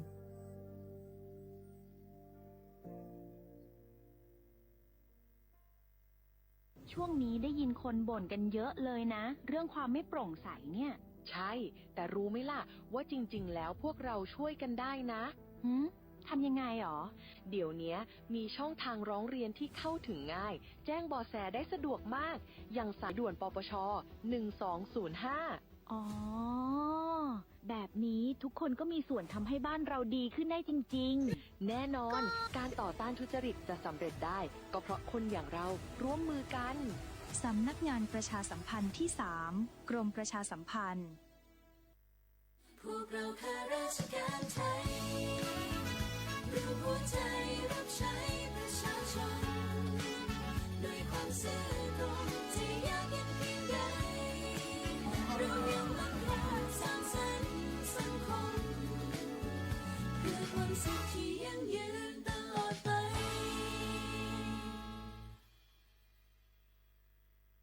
เจ็บป่วยต้องหาหมอแต่ไม่รู้ว่ามีสิทธิ์รักษาพยาบาลอะไรใช้ได้ที่ไหนวันนี้ตรวจสอบสิทธิรักษาพยาบาลด้วยตัวเองง่ายๆเพียงแค่เตรียมเลขบัตรประชาชน13หลักแอดไลน์ Official ของสปสช.ค้นหา @NHSO กดเพิ่มเพื่อนจากนั้นมองหาสัญลักษณ์รูปบัตรประชาชนกดเมนูตรวจสอบสิทธิแล้วทำตามขั้นตอนหรือโทรสายด่วนสปสช1330กด2ตรวจสอบสิทธิตลอด24ชั่วโมงหลักประกันสุขภาพแห่งชาติบัตรทอง30บาทสิทธิหลักประกันสุขภาพของคนไทยจ่องหู้คาหือป้อถ่องจึงไทยพบทบยาปัญหาการเผาสูงแห้งเตอร์เหลือเส10ล้านไห้โคปักมัน90%ไผ่ไม่ป่าเถินนั่นลูกตีกัวเนาขาเผาหาตั้งกินตั้งย่ำอย่าในเถินคือและการเผาไว้หรือเสเหตุการณ์ให้การสนอำว่าได้เป็นเพิงต้นเข้ากับอันผูกเลี้ยงตัวสัตว์นั่นในเยาค่ะเป็นปัญหาเฮ็ดให้เกิดหมอกควันกล้อง PM 2.5 เป็นเพเฮ็ดให้ตุ้มเตอถึงป้ายอยู่ลีเฮาค่ะอักษาเข้าคากอติปอดตุ้มเตอถึงตั้งเป็นปอดตั้งเป็นแก่นสาตั้งเป็นหัวใจและออกอ๋อลูกไกวไหลในค่ะห้องการป้ายทรายและเทคโนโลยีตั้งเมืองจึงไทยย้อนผิดหมอกให้พ่อแม่พี่น้องเขากึดลือการเผาปันจันล้มแสนเซออันลีตาลูกตาลานเฮาค่ะจอมตอนโครงการวางแผนการเจอตีลินตาเตลดย่อมฝุ่น PM 2.5 เลยตั้งมุมมองไฮรีเสวชสำนักงานวิจัยแห่งชาติ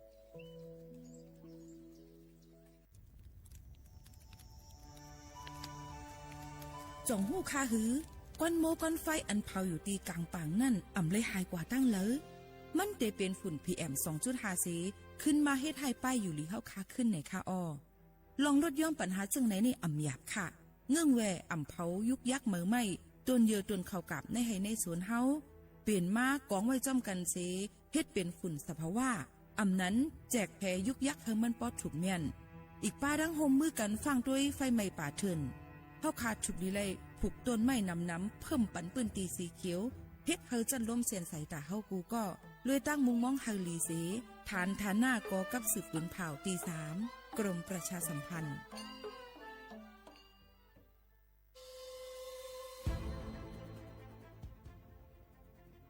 ย้อนผิดหมอกพี่น้องเขามาโฮมเป็นจุ้มเหลียวกันดั้งเจดอนเก้งใหม่โฮมกันแกลิดปัญหาไฟไหม้ป่าเถิน หมอกควันก้องควันโมและฝุ่นเล็กๆ PM 2.5 ค่ะสังว่าโชพันไฟใหม่กับสืบกว่าตึงลาดไลดีอองตีแกลิดปัญหาไฟใหม่ป่าเถินและหมอกควันเจดอนเก้งใหม่หมายโฟน0531128808ในค่ะ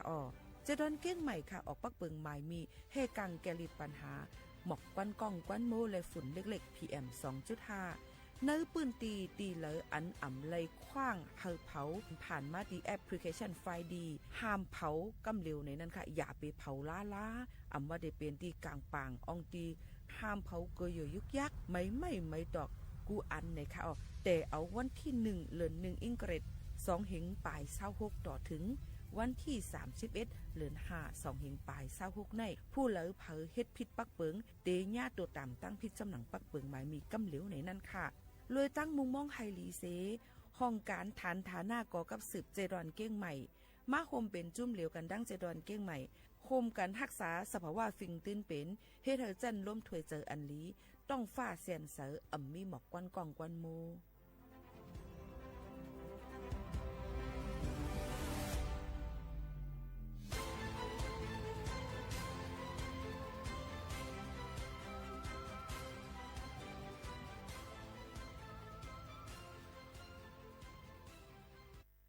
พี่น้องเขาสนใจใครปืนเผาผ่านตั้งห้องเปิดเซิงสวทเก้งใหม่ปั่นตั้งหูห่มปลาดังมีดังซื้อถ่อมแจ้งแล้งหลีกว่าไก่ในปืนตีเจดอนเก้งใหม่กับสืบมาไลดีสวทเก้งใหม่หมายฝน053-276-068และ092-246-8579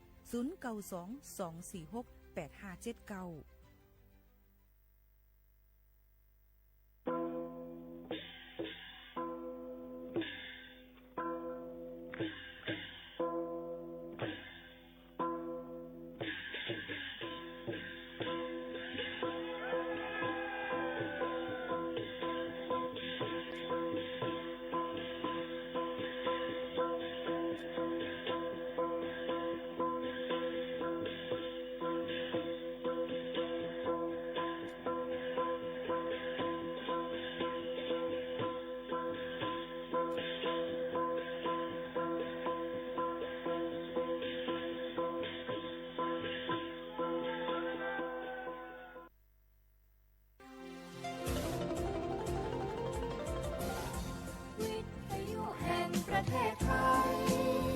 ให้ความรู้คู่ความสุขเชียงใหม่เมืองท่องเที่ยวเซฟตี้ซิตี้เราจึงต้องปลอดภัยจากกลไกประชารัฐเราจึงต้องร่วมกันเรียนรู้เตรียมรับมือสาธารณภัยไม่จำเป็นต้องบังคับใช้กฎหมายหากเราพร้อมเฝ้าระวังภัยธรรมชาติปัญหาหมอกควันและฝุ่นละอองพายุฝนฟ้าคะนองติดตามสภาพอากาศทุกวันได้ที่ www.cmmet.tmd.go.th ปัญหาอาชญากรรมโจรกรรมมิจฉาชีพยาเสพติดพบเห็นเบาะแสที่ไม่ปลอดภัยแจ้ง191อัคคีภัยวาตภัยอุทกภัยอุบัติภัยต่างๆแจ้งเหตุสาธารณภัยและขอความช่วยเหลือได้ที่องค์กรปกครองท้องถิ่นใกล้บ้านหรือปภ.เชียงใหม่053-221-470เชียงใหม่เซฟตี้ซิตี้โครงการเชียงใหม่ปลอดภัยภายใต้กลไกประชารัฐเข้าใจเข้าถึงพัฒนาโดยสำนักงานประชาสัมพันธ์จังหวัดเชียงใหม่และสวท.เชียงใหม่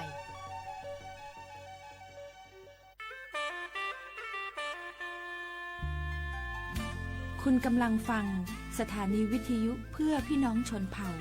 สถานีวิทยุกระจายเสียงแห่งประเทศไทยจังหวัดเชียงใหม่ AM 1476 กิโลเฮิรตซ์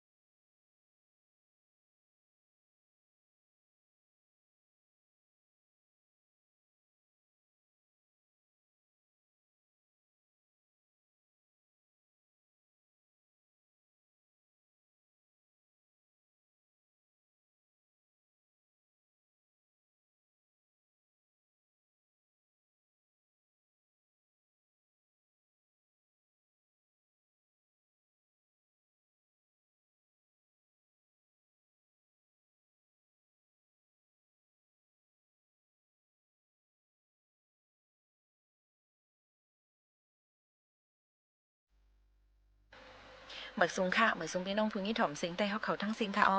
เขามาโฮมาทบกันตั้งห้องบ่อยสิงสวทวิ่งเก้งใหม่ AM 1476 กิโลเฮิรตซ์ค่ะฮับถอมในดังออมล้ม AM 1476 กิโลเฮิรตซ์ถอมในดัง Facebook Live สวทเก้งใหม่ AM 1476 กิโลเฮิรตซ์แอปพลิเคชันดังสวทเก้งใหม่ region3.prd.go.th เก้งใหม่อำนั้นกับสืบตรงถามกันเข้ามาเลยดี053-276-007 ค่ะผมจมพับดอนกูเกิลค่ะเขาผู้ปืนเผาและผู้จัดรายการโมขาวนนท์ค่ะสุภาวันเชื้อสารวินอยู่เป็นอ้อยก็อ้อยเซบอแม่พี่น้องเขาค่ะกูวันพอถึงมาเขายามมันเสียและอุปโอตดแต่แค่นี้ฝากตอนจนถึงพี่น้องเขาเอามาได้เป็นปืนหูตั้งหันเอามาได้เป็นร้องเพลงกว้างหวานหูถูกใจเต็มใจในแค่ใจเอามาฝากตอนจนถึงพี่น้องเขาอยู่ค่ะยังพ้องแต่เร็วออนกันหรือใจกันก่อนค่ะ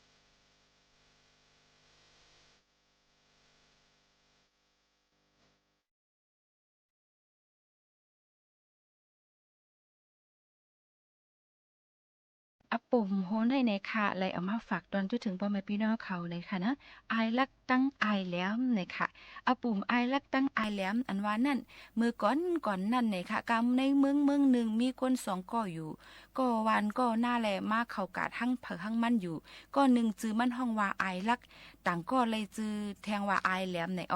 อายลักป้าเอามาดังมิดหามักไอแหลมกือหาเหาะมานังขายอยู่ก็ตีก็ตั้งนั่นขนาดเนาะไอลักถอดออกมิดหลีมันเนยกับเสียก็เปียเนเนบันเปิ้นไอแหลมก็ลิดเกือมันนั่นออกเปียไว้หนังเก่าค่ะเพราะว่าเปิ้นก็นึงเยาก็นึงมาถามซื้อเอามิดมักเหลียวเกือเยหอก้อยจึงเขาซ้ำว่าอ่ำขายเลยค่ะเอาลุ่มเสกำคาว่าจึงหนังไหนค่ะกลางวันจ่ายกัดซัมปอจำตักเดไว้เสตาก็หากอดเดขึ้นมาซื้อลุ่มเอานั่นเอาโคขายเขามีผู้เลยเสเจ้าเสป้าเลยไอลักจังซิมเอามิดมันออกกว่าหาแหลกเกอเปิ้นกูตีกูแลนลื่นนั่นมันทบหันไอแหลมขายเกออยู่แลอาโลเขาก็เหมือนหนังเสียเอาโคขายเขากูเรียกกันป้าเมื่อกว่าเฮือนผาเฮือนมันยันเลยค่ะเมื่ออันแผวฮอดเฮือนเย่าจึงไอลักก็ลิดด้วยหอเกอมันกูหอมันไหลหันเกืออันลีป้าห่อเหลียวก้อยแหละต่างห่อเจอนั่นซ้ำเป็นไส้ก้อยในมันจังออกโซบะเกาถางตัวเกาลักเสเปิ้นซ้ำลักเสเกาเย่ารู้ใน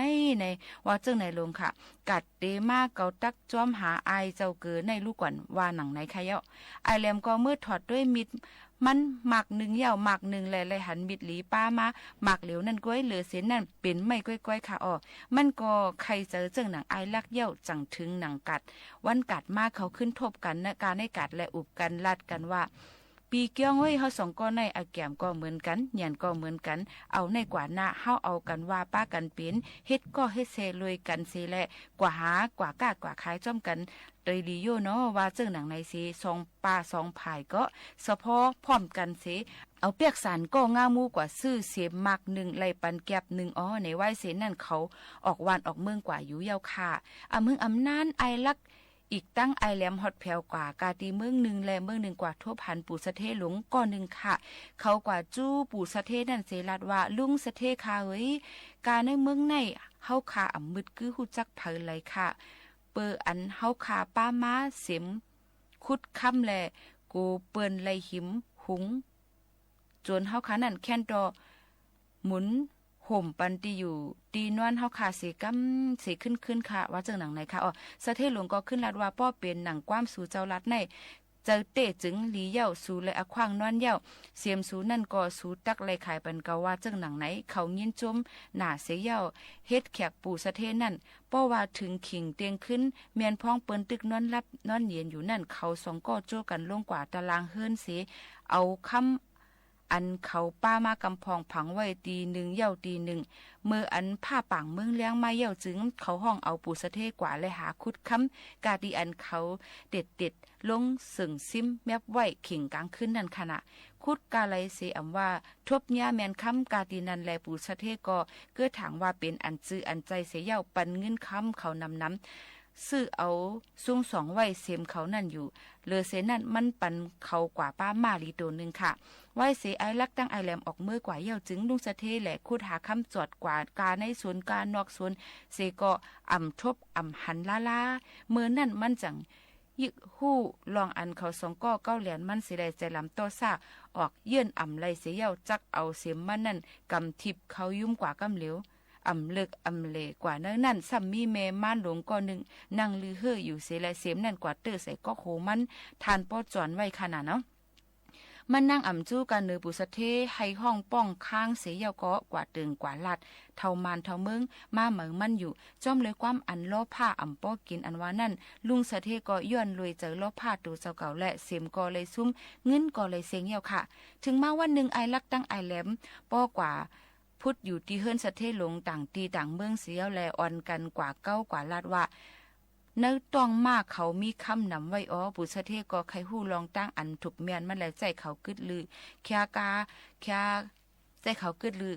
ไว้ตีเฮือนเขานั่นมืออันปุสะเทอำหันนั่นเขาหลักล้อมกว่าจู้กะติคอกมาเสียก็เอาคำกำพองเน็บใส่ไว้ในกาเนื้อภายหลงมานั่นเสียป้อว่าเมืองเลี้ยงมาเย่าจึงเขากว่าเพียวเอามาภายหลงมาตั้งเสียงเยาเส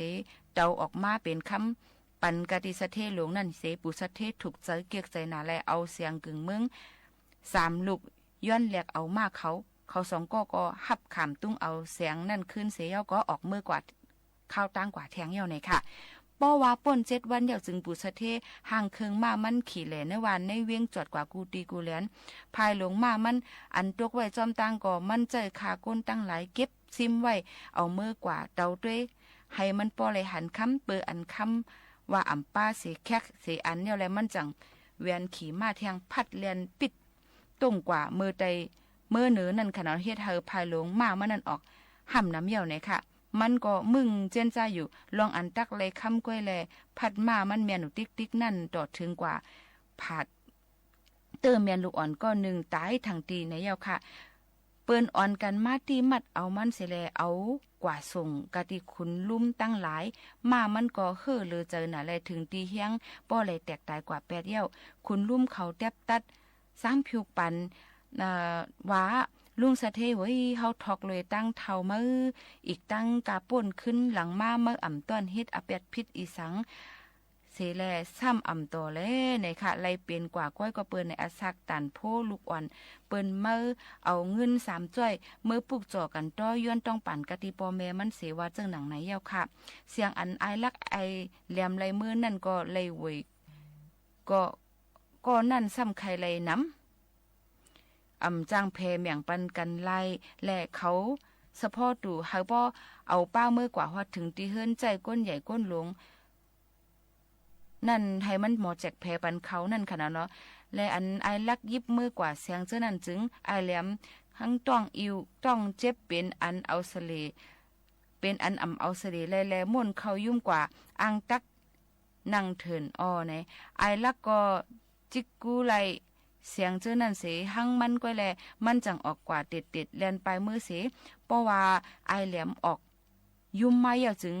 เปิ้นอันทุบหันก็เสมันแลงินจะเรียกไว้น่ะใครจอมห้อยตินมันนั่นก็กว่าร้อยต่อบ่ฮอดเผียวตีมันหายเข้ากว่าเนื้อหนองเยอะยะสุมไว้นั่นยาวในกาตีอันไอลักเข้ากว่าติดแมปอยู่นั่นเป็นตีอันเปิ้นแวดไว้กวายตัวนึงแลห้อยตั้งหอกเสียไอแหลมเข้ากว่าร้อยปลดออกหอกไว้นั่นเย้าสิแล้วปล่อยเสียงหอกหม้อเป็นกำสุดเข้ากว่าเป็นกำต่อฮอดเพียวกว่าที่หิมก่อเซมันนั่นเย้าค่ะเมื่อนั้นไอลักก็เก้อถางว่าเป็นกวายแลฮึดหออยู่เฮ้ยกวายตัวไหนเฮ้ยว่าจังหนังไหนสิกำนันไอแหลมจังลัดว่าไอเอ้ยเมื่อตักปลายตั้งเลยเทียงลูกก่อนเอามาเสียงเจ้านั่นเกาได้เอามือเกาเฮ็ดมึกจังหนังเมื่อก้อยว่าหนังในเสว่าเสียนั่นเขาสืบเข้าตั้งมือกว่าเทียงและไอลักต้องเจ็บมาเสียก็เลียนเขายุ่งกว่าไอแหลมก็ออกไปกว่าจู้ปู่ย่างเท่าก็หนึ่งเสลาดว่าปู่เอ้ยปอไอลักมาถามหาในจึงอย่าไปลาดเสกำคานาเกาคาเตขึ้นเตียดอยู่กันเนือเถียงในก้อยคาอว่าเจ้าหนังไหนค่ะลื่นมานั่นไอลักขึ้นป่อพุดมาทบหันมันนอนโกมพายอยู่แล้วมันจังว่าไอเอ้ยเฮา2ก้อนในป้อเข่งอังปายกันอยู่จังไหนติ๊กจึงเสียงในตีหายหลายแปดในมือเฮาเย้าเอามาเกาตีเอามือเกาตีเอาไปกว่าตั้งไหลว่าเจ้าหนังไหนค่ะเมื่ออันฮอดเพียวกว่าหิมวานเปิ้นตีหนึ่งจึงไอแหลมยินต้องไม่เข้าแลใจไอลักกว่าหาซื้อเขาซุกพักซุกมาไอลักก็ป้าเอาเสียงตั้ง3ลูกออกกว่าจู้เฮิรนแม่ไม้ก็1เสียเย้าเสือซบเสือหยันเฮ็ดหนังห่างเป็นก้นตายเย้าไอแหลมไปอยู่หึงเย้าเสียแลเปออันก็เซมันปอมาได้จังจอมมาหาเฮือนหนึ่งเยาเฮือนหนึ่งตัวบ่กว่าหันแม่ไม้ก็หนึ่งเฮ็ดเกียงนางให้ไปตัวตายอยู่นั่นแม่ไม้นั่นก็เฮ็ดตักถามตัวมันแล้วว่าปีเขาเว้ยมีตั้งโหลสังฆะด้วยค่ะลูกเก่าค่ะมีลูกใจอ่อนก็เหลียวก้อยตายแปดเย้าในปอด้านหนึ่งเลยก็จ่อยแถมเงินด่าพุ่งล้างสร้างเกี่ยวเสียอีกนึงค่ะแลในว่าเจ้าหนังในเสกำนั่นไอแหลมซ้ำวนปาในเสือว่าเมื่อไกลมือเฮามานั่นการในมันในก้นไตยังมีเสก็ว่าว่าได้เป็นยันไอลักก้อยว่าเจ้าหนังในเสกว่านางหิมตัวไตลักเอาเข็มแต้งด้วยเมื่อนั้นไอลักเย็นไลเป็นอันเจ็บแสบหนาและผุดลูกนางกำเหลียวลาดความกวางก้าอยู่เจ้านั้นเสไอแหลมย้อนเอาเสียงเจ้านั้นลงเฮิรนกว่าเสียเย้าสั่งลาดว่าไอเอ้ยป้อเมื่อไลหอเข่าหอพักอยากจึงจอมมาหาไว้ละหน้าเกาตีมือไปขึ้นกาตีปังแค่ป่นมาเจ้านั้น ลื่นนั่นไอลักป้าเอาหอกเขาจอกพักมาห้องหาก่อเสมันตีปังลือเสก็อ่ำทบอ่ำยาเสใครส้มห้อยตีนมันกว่าติ๊กๆต่อฮอดแผวถึงดีเงาไม่หุ้งลงตัวหนึ่งมืออันมันไหวไส้ไหวควาล้อมหาก่อเสมันอยู่นั่นมันเลยหันกงไม่หุ้งมีตั้งห้อยตีนห้อยมือก้านเข้ากว่าอยู่มันจังกว่าเอาเผอไม่เผอดอกอึดเฮฮู้นั่นเสียก็อ่างตักเอาไฟจี้จุดเอาไอแหลมก็เน็ตห้องลัดว่าไอเอ้ยเมื่ออย่าไปเฮ็ดเจือไหนเกาติออกมาจู้ไม่ก้วยวันในเสการสี่ติ้นออกมาเยอะเนี่ยค่ะไว้เสนั่นเขาเอาเสียงสามลูกแค่ไว้ไผ่หน้าเขาสีแหละย่ำแพเมียงกันเนี่ยก็เลยเพก็อ่ำเมียนมิ้วมันเทงกันทานป้อโอนป้อมอลงกว่าอ่ำสุดอ่ำไว้และผีหลงจังออกมาเนโตมันเจ้าเสียก็ควายปั่นเสียงอันเขาเลยมานั่นนังฮื้อผู้เลยตักเตไลหรือต้อนเสผู้เลยจึงมันเจ้าปันเขาเอาเมื่อกว่าเยก็เยลูกก้วยลูกหนึ่งซ้ำมันเจ้าเอาซิมไว้เขาก็อ่ำฮัดตักเสียงตักปากกว่าสังเสเจอเสเมียวแหละหับขามตุ้งเอาเสียงเยก็เยลูกนั่นเสจังกมนาออกเมื่อกว่าหั่งเผอหั่งมันเสียเย้าเนี่ยค่ะย้อนนั่นแหละอีสังกอลีสังว่าเฮาค่ะหมอแจกหมอเพในจึงยุ่มย้ำว่าอปุ่มลองอันในนั่นเตเป็นคอสอนใจแล้วก็เป็นที่ให้พี่น้องค่ะเลยเปลี่ยนเลยมีปลายวนออกลำเดือเสตอนตาเขาสองก้อนในอยู่ว่าเจ้าหนังไหนค่ะก็กะอำตาหลุดตอบคณะถอมเย้าในก็แค่นดอหมอทัดสร้างด้วยเสกัมในก็เป็นอปุ่มเอามาฝากตวนจุถึงพ่อแม่พี่น้องเขาให้แรงยินถอมจ้ำกันค่ะ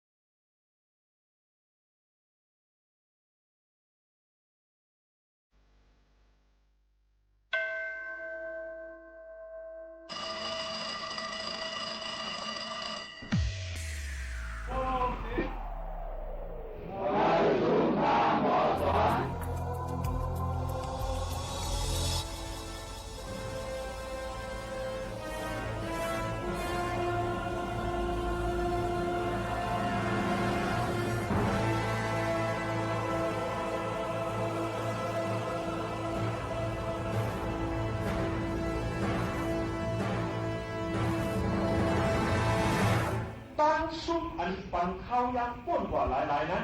ซุ้มลงซุ้มหลังซุ้มอันเป็นนิ้วซุ้มเยี่ยวสีอ่ำเอาสันมาเตียนต่างเลยเดินนะกว่าเนี้ยเขาเรียกอะใหญ่มากไม่รู้ใหญ่มากขึ้นใครเรียกจบนี้ไรได้อันนั้นก็ดีเลยบอกเถอะกว่าเนี้ยการเขียนเนี่ยมือเลยมือนั่นโตย้ำนั่นตีเลยที่เขาเนี่ยทั้งเนียนเขาจังหวะปีมือนำถึงเขาเนี่ยยำเลยว้าไว้ถึงการเขียนเนี่ยตีเลยเตะจนมึงเรียกมันเลี้ยวเนี่ยเขียนหนักมันเดโซลีเนี่ยมันเช่นว้าไว้เนี่ยการเขียนเนี่ยตีเลยเตะจนมึงเลือกอู่ไว้ลูกว่าเนี่ยกันไว้อู่เห็นเนี่ยว่างเขาชอบเขาลาเองเขาเนี่ยเขาตื้อกล่องเลยว่ะตั้งฮักหอมเลยอันปุงสอนดีนะอู่นะโอ้เลยต้องจับกว่านึงจับกว่าตัวจูตัวปานลึกขึ้นอีกบอกก็ไม่ใช่มันมองผู้เห็นถึงตอนตั้งมันมองถามเจ้าในลึกๆเนาะเขาเองบอกเลยเรื่องไหนจังหวะข้าวย่างอันสูงกว่านะปีนยุอันเต้นตั้งขึ้นในสีอานะปีนตั้งสูงอันมาขึ้นแทนสีปองยาเนาะปีนตั้งสูงลงสูงหลังสีอาปีนสูงอันใหญ่สีเบิร์นอันสูงสีเบิร์นเพราะว่าไหนข้าวย่างเนี่ยดูในปองเส้นสีแล้วมองไว้มันเป็นอันกาเยขันโนเมื่อได้เอาใส่เองก็เพราะกันไหนข้าวย่างอันปวดกว่าซื่อคือเอาทำได้เตรียมไว้ยังหรือข้าวหรอข้าวยางอันปวดกว่าซื่อคือเอาทำได้ก่อนเลยโพสซื่อคือเอาเลยไหนจำพื้นชาของนั้นปีพูดก่อนผ่าเนาะเมื่อเลี้ยวพื้นเอาจำพื้นชาก่อนผ่า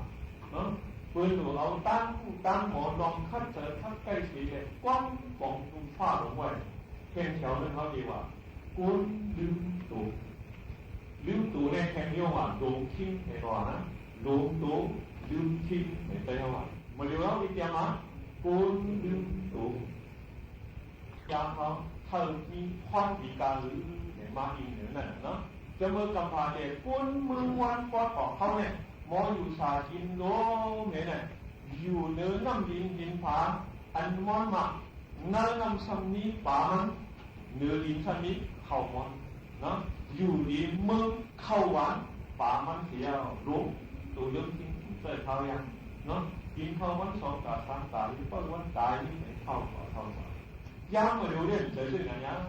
พอเขาคุกจะเลยคุกดูเขายังอันว่านั้นมันติดนิ้วซื้อขึ้นเอาอะไรเลยยอดมีเงินสีไปขึ้นซื้อว่าเขาบอกก็เรียกว่าเลยเขายังบอกเขาขึ้นนี้แค่50 ปีฝากปีเลยมันเปลี่ยนไปเลยนะก้นอันเขาลึกดูเนี่ยมองเส้นหลายเขายังก้นเนี่ยก้นลึกดูเนี่ยเขาเป็นก้นอีกขนาดเลยเป็นก้นมาข้ามชื่อว่าเป็นก้นเสียเขาสุดกว่าสุดนะชุดมีฉันสุดกว่าจัดฝันเขาจ้ำขึ้นมองสังมาก่อนในนี้นั่นหนึ่งหรือเข้าก้นเอ๋มองหันลองเข้าย้ำตีนตาคันนี้โมเตอร์ยืนมันกว่านะเข้าดีเลยมีบันลองยางเขียนตามีอะไรเนี่ยอยู่อะไรนี่เนาะเข้าดีเลยนี่สันลองยางเข้าเลยดีนิดสันนะ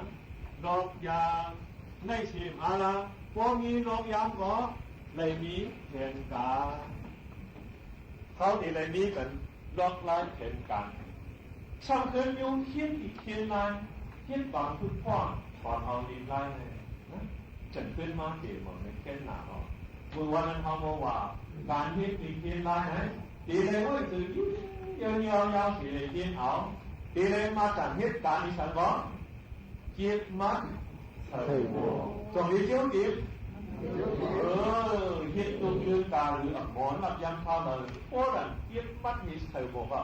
เพราะว่ามีเราไหนวะมีมัดสมองเปลี่ยนนึกสมองเปลี่ยนกอกกว่ามันนั่งกินแกหนาวางอยู่ก็กาดีใจไม่เจอยืนเจอยาวสีที่นะนั่งเจอยืนเจอยาวเนี่ยดูมองนักยังการทันสีมาตีเลยหันถึงตัวอันเล็กอันน้อยสีตาบอกมองบอกเนี่ยมันต่างกันเลย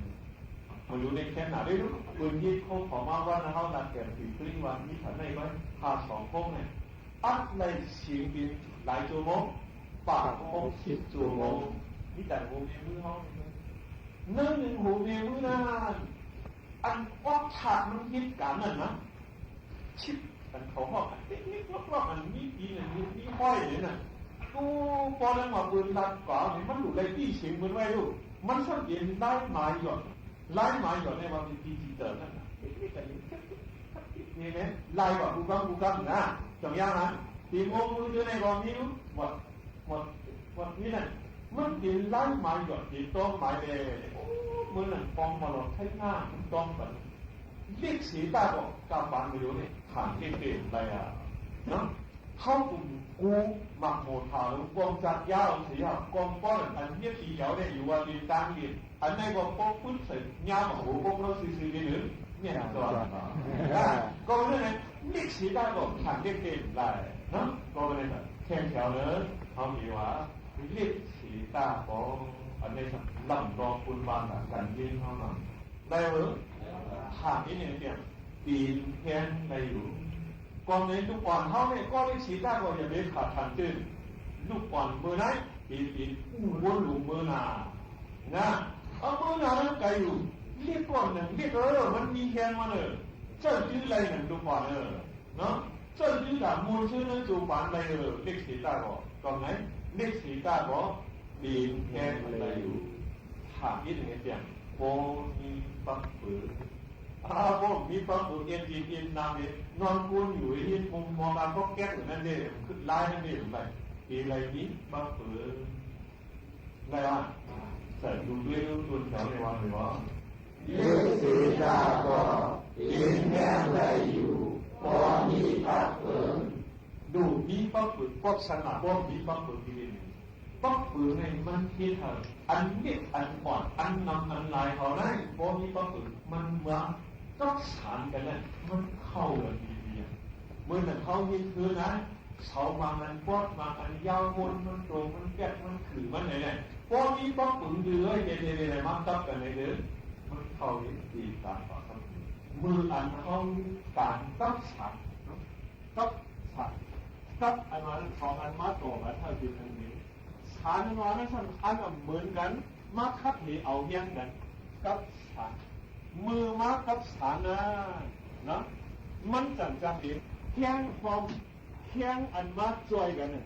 แข้งอันโยมจะแข้งความอันนั้นหลายอันไม่หลายอันพอมากับฉันกันเถอะเขาบินแข้งความ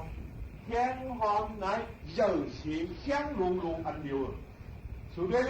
จุดลุงซิมเยอะอันนึงเนี่ยจุดสักนี่แต่เนี่ยมาพันว่ากันจันตื่นเต้นว่าผู้สร้างพวกหลวงพ่อจันเนี่ยพวกก้าวหลวงพ่อจันว่าอะไรมันขาดอันนั้นเนี่ยว่าที่จุดหนึ่งเสียนี่แต่มาห้องนั้นหรือจันในอันนักหนาที่มันเปลี่ยนเลยเมื่อนั้นจุดมาแก้งเลยนะกินมาแก้งเลยหรือปีเสียเอามาพันว่ากันพอมันผุนใหญ่มาอีกปีจุดพันมาเนี่ยก่อนมาสนิทจันของป้ามาก่อนแข่งจริงๆนะมันโปมีก็ปืนหมอก็สามกันหมอคิดยิงแทงคอถือเขาเปลี่ยนแทงมาถึงเจ้าอีกเลยเจ้าเลยมันรู้ว่าห้องขึ้นอย่างเลยก้นเตยเลยเขาเปลี่ยนไรเขาพักชื่อคือ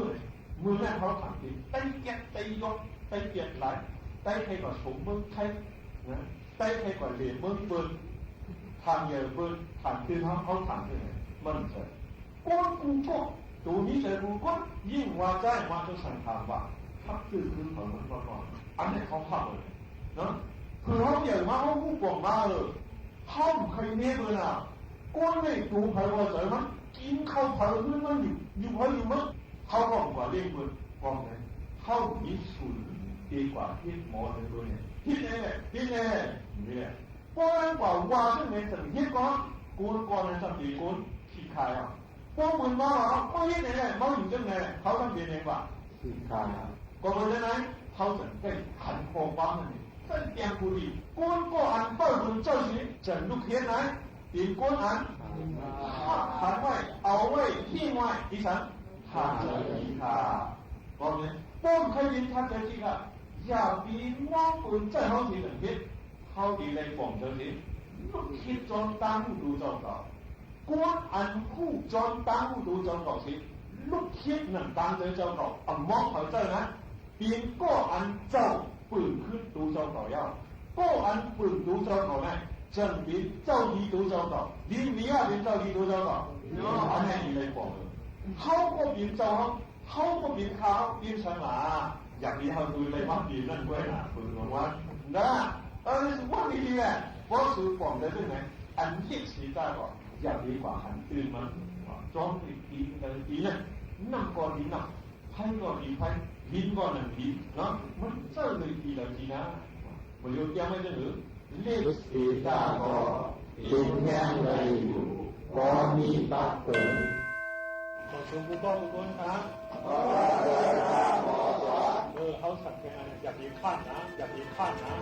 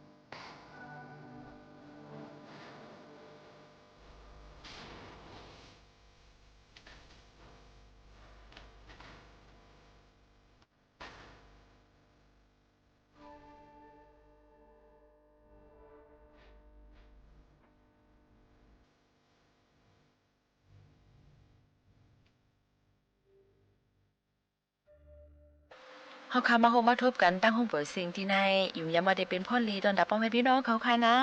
เดี๋ยวย้อนผ่าดันพ่อแม่พี่น้องเฮาเขามื้อกว่าก่อนค่ะให้ไรอยู่ลีกินหวานก้างยันเพียกเขียนกันทั้งหมดทั้งสิ้นค่ะม่อนๆค่ะเหมือซุงค่ะ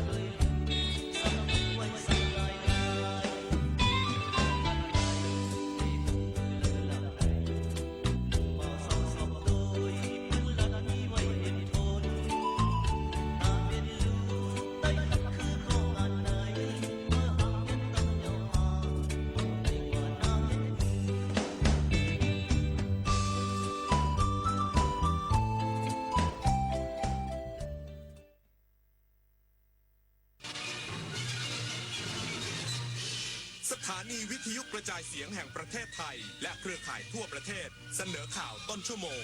รู้เร็วรู้จริงเกาะติดทุกสถานการณ์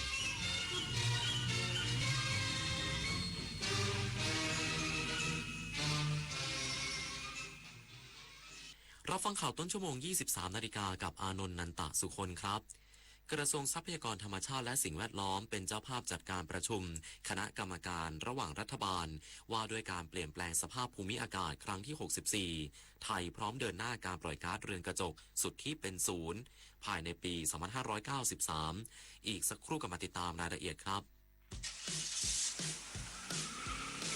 เพื่อนจะรีบไปไหนสตาร์ทรถทิ้งไว้ก่อนเดี๋ยวขึ้นไปเอาของบนออฟฟิศแป๊บนึงหยุดเลยสตาร์ทรถทิ้งไว้เปลืองน้ำมันนะ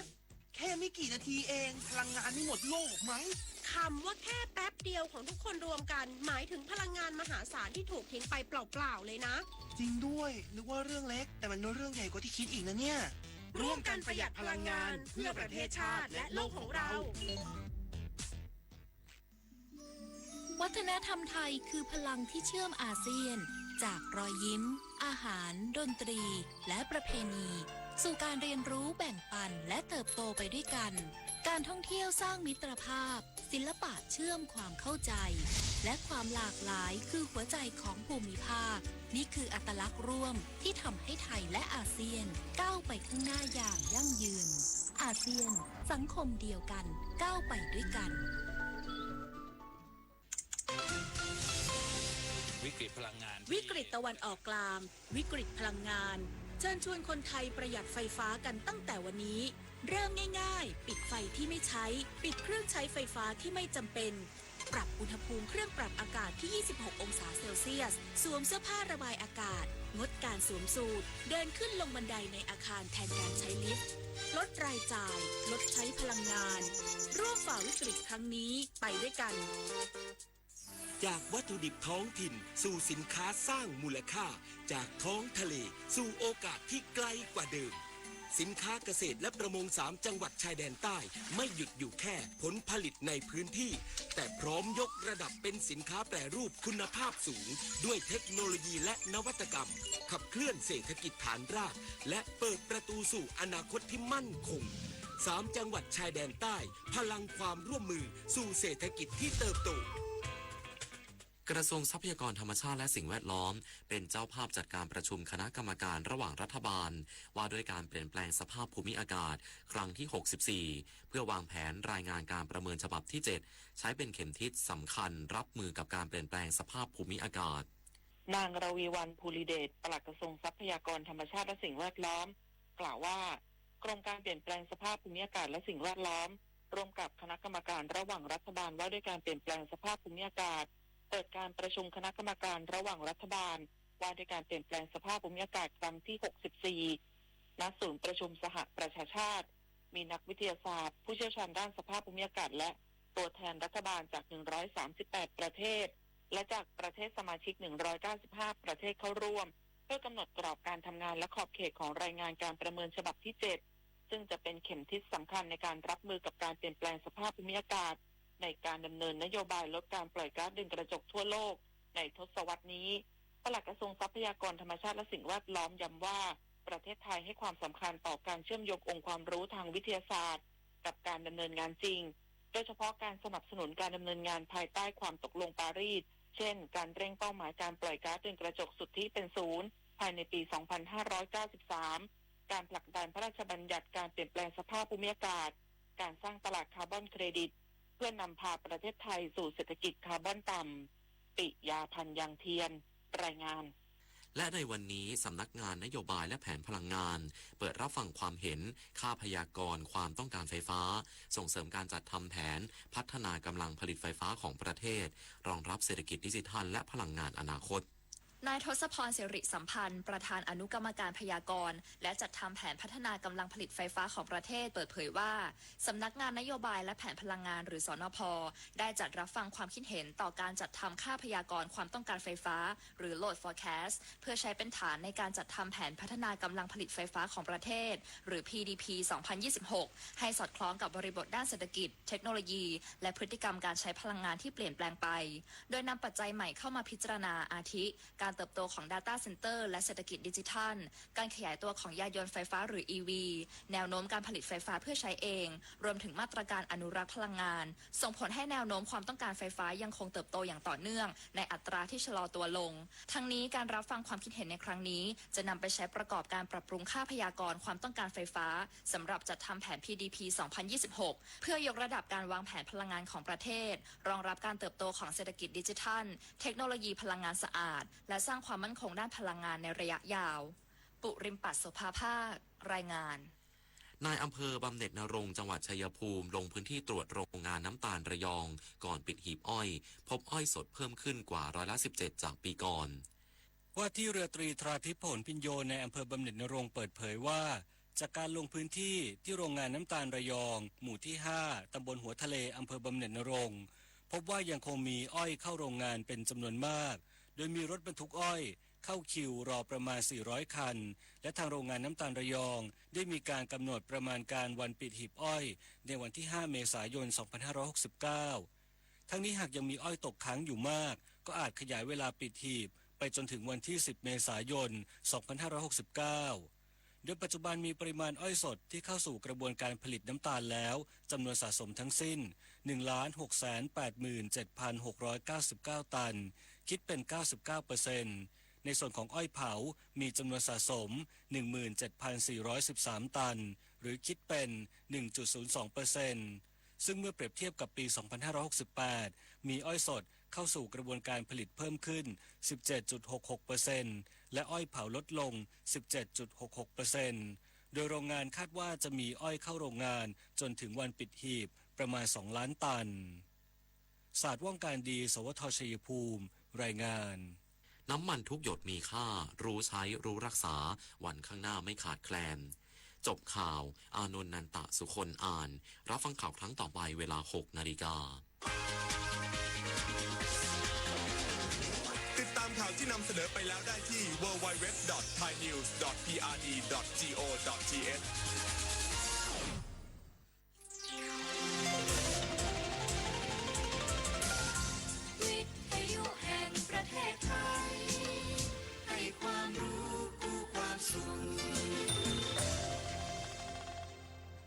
ต่อไปนี้ขอเชิญท่านฟังรายการเพื่อนฝันดำเนินรายการโดยจารุลินมุสิกพงศ์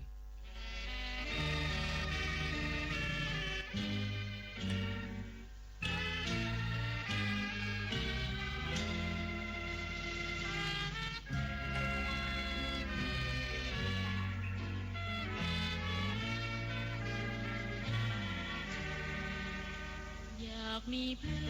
อนร่วมฝันในวันนี้วันที่มีเสียงเพล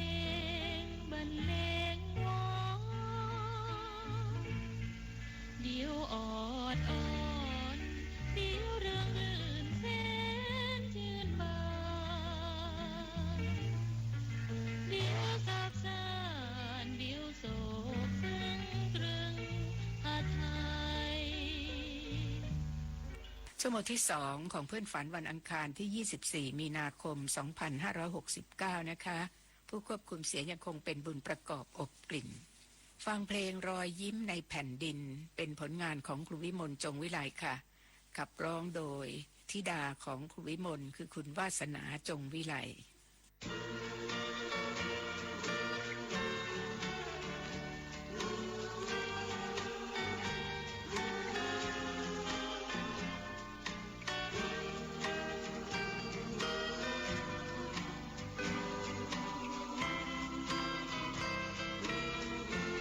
อยากให้พี่น้องไทยเจริญรุ่งเรืองบ้านเมืองทองของไทยคงมัน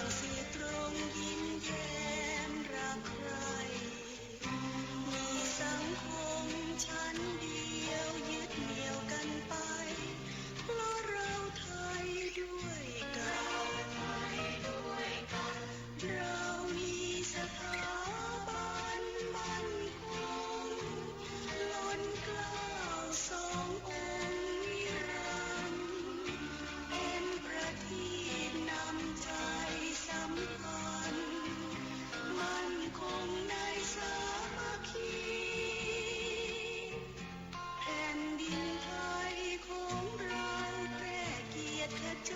นกสิกรยิ้มได้เต็มที่เผ่าคนไทยยิ้มไทยได้อย่างเสรีเพราะไทยมีสัจธรรม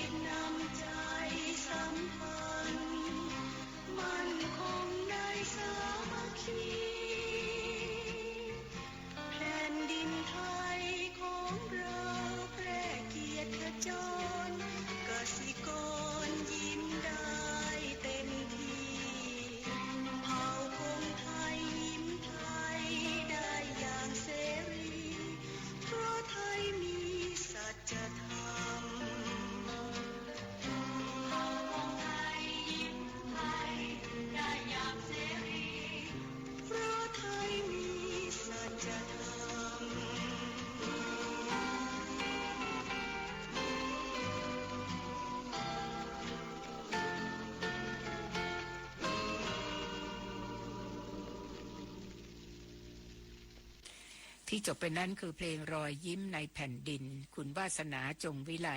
บุตรสาวของครูวิมลจงวิไลเป็นผู้ขับร้องและเป็นผลงานของครูวิมลเองต่อได้เพลงฝากดวงใจ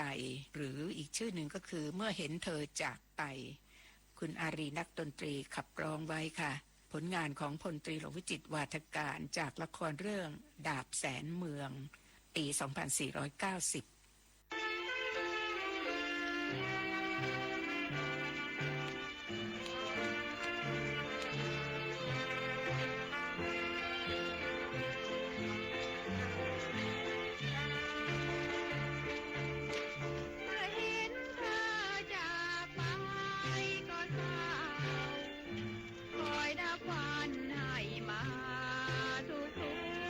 ที่ว่ามีแต่เงียบเหงา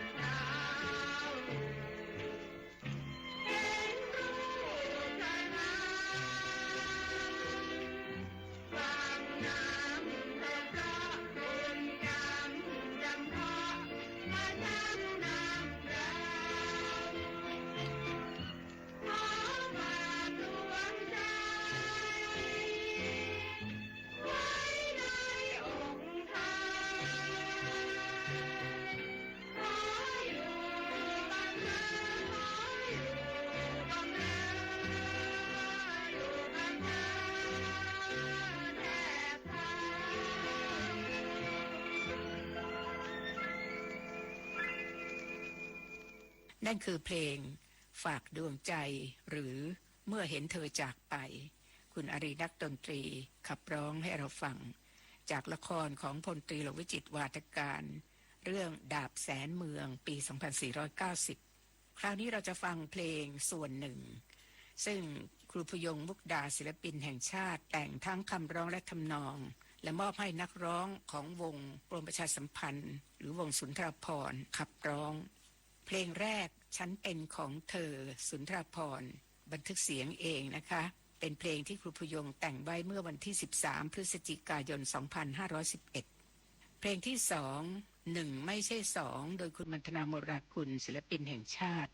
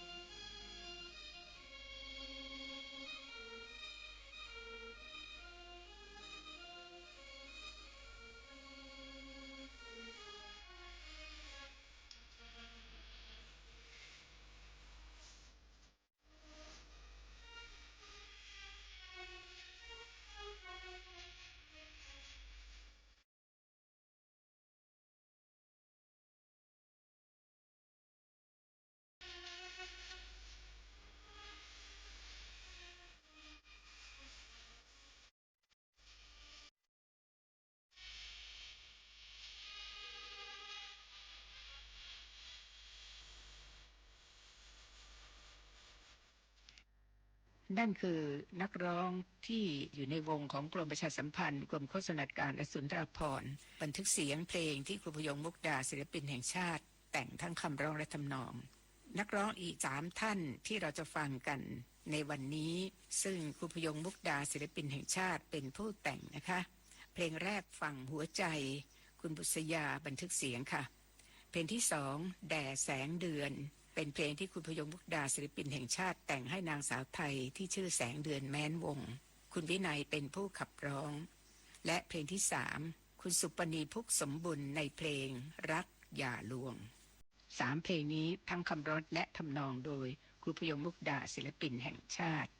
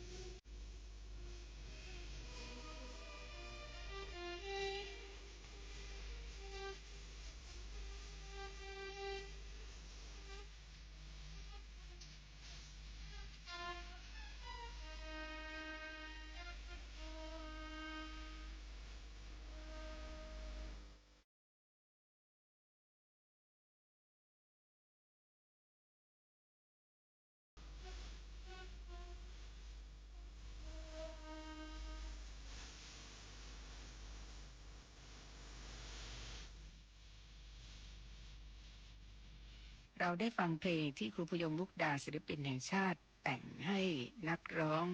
ที่อยู่ในสังกัดของวงดนตรีกรมประชาสัมพันธ์กรมโฆษณาการและสุนทรภรณ์บันทึกเสียง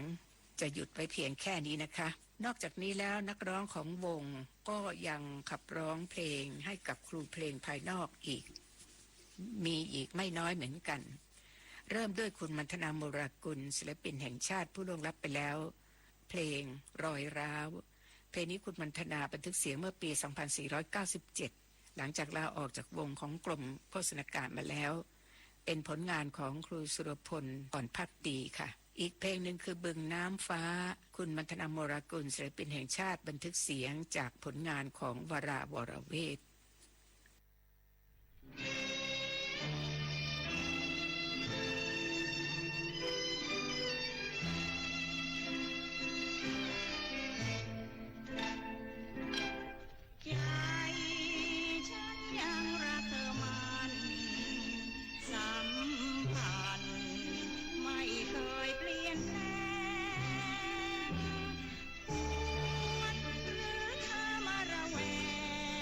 เมื่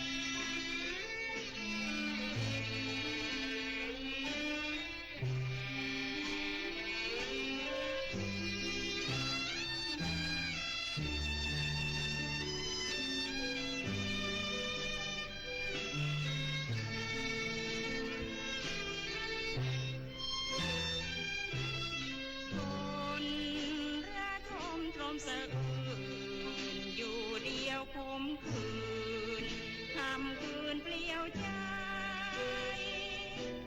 โอ้ใจเธอช่างกระไรฝากรอยร้าวให้หรือไทยโศกสันหากแม้นว่ามีชาติใหม่ขอให้ห่างไกลจากกันฟ้าจงโดนบันดาลสัมพันธ์สวัสดิ์แล้วคลาดเถิด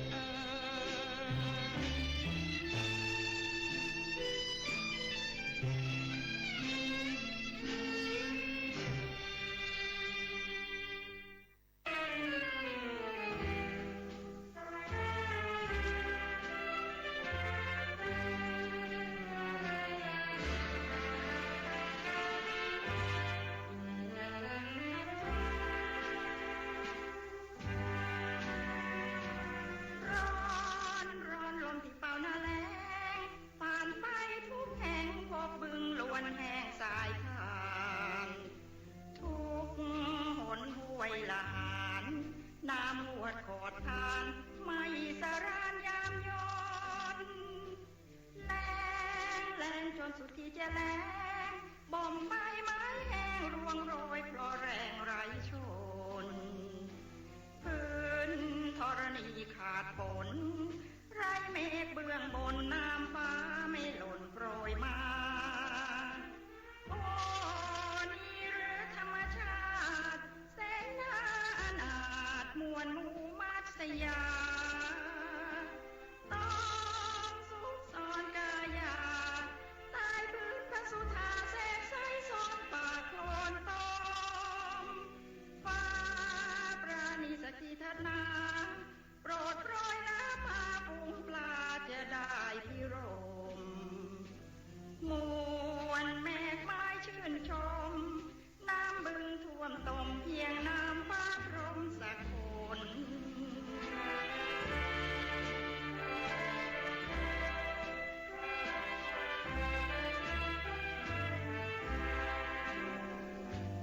ร้อนลมที่เป่าหน้าแล้งเป่าใจให้แห้งร้อนแรงดังไฟรักลนบึงน้ำฟ้าขาดฝนเหมือนใจข้าจนเปลี่ยวกำมลเดียวดายแรงจนสุดที่จะแรงเปรียบใจรักแรงเพราะไกลทานแห่งน้ำใจวอนขอรักฝากไปหาบึงน้ำใจแห่งไหนปันรักให้ทีโอ้ความพิศวาสนี้มีอำนาจอาจพิฆาตชีวิตมึงน้ำใจใครมีโปรดช่วยปราณีพาลีลัดหลีกความตรมฟ้าปราณีสักทีเถิดนาโปรดโปรยรักมาสักคราให้ข้าพิรมเปรียบมาช้างต้มไม้ใบรื่นรมด้วยน้ำฟ้าพรมสู่บึง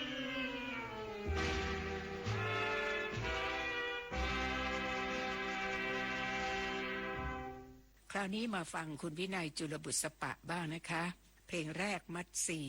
คำร้องเป็นของสุนทรรุ่งเรืองทำนองโดยครูมงคลอมาตยกุล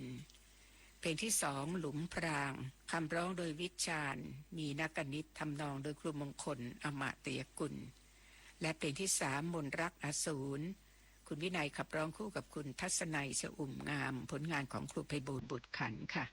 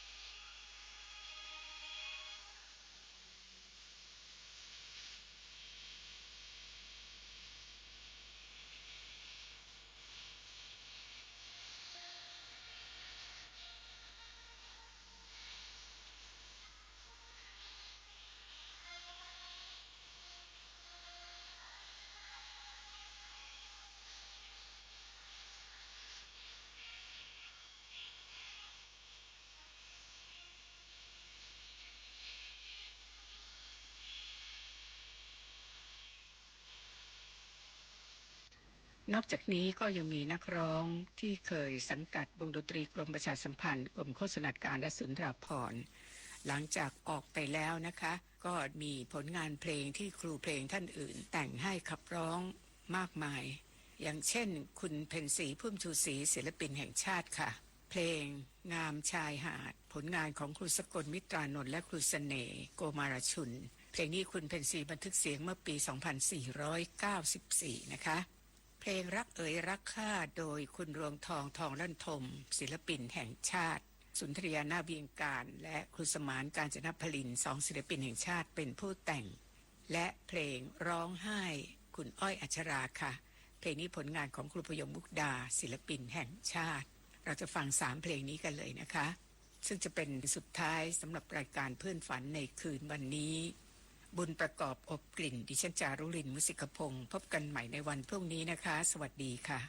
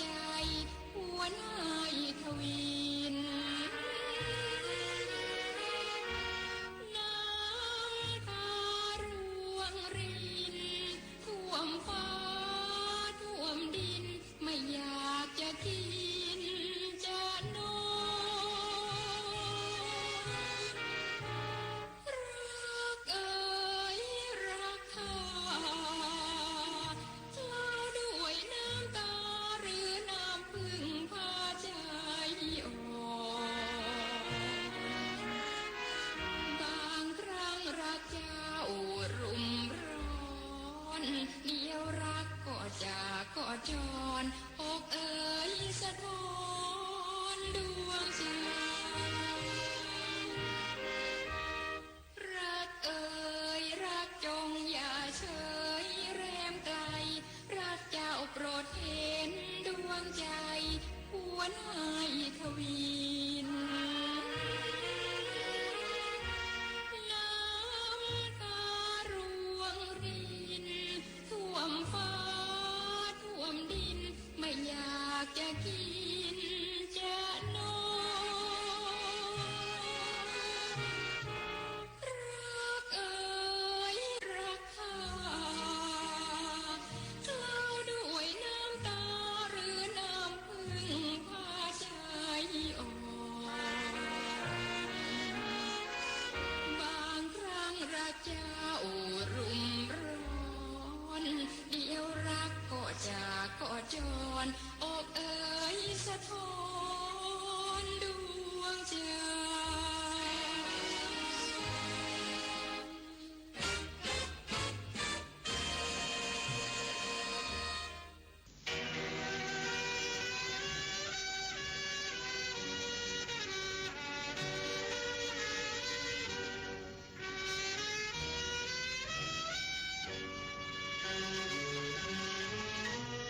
ฉันต้องนอนร้องไห้ทุกคนดูช่างกระไรใครรักใครจูบใครกันเล่า ที่นี่สถานีวิทยุกระจายเสียงแห่งประเทศไทยจังหวัดเชียงใหม่สำนักงานประชาสัมพันธ์ที่ 3 กรมประชาสัมพันธ์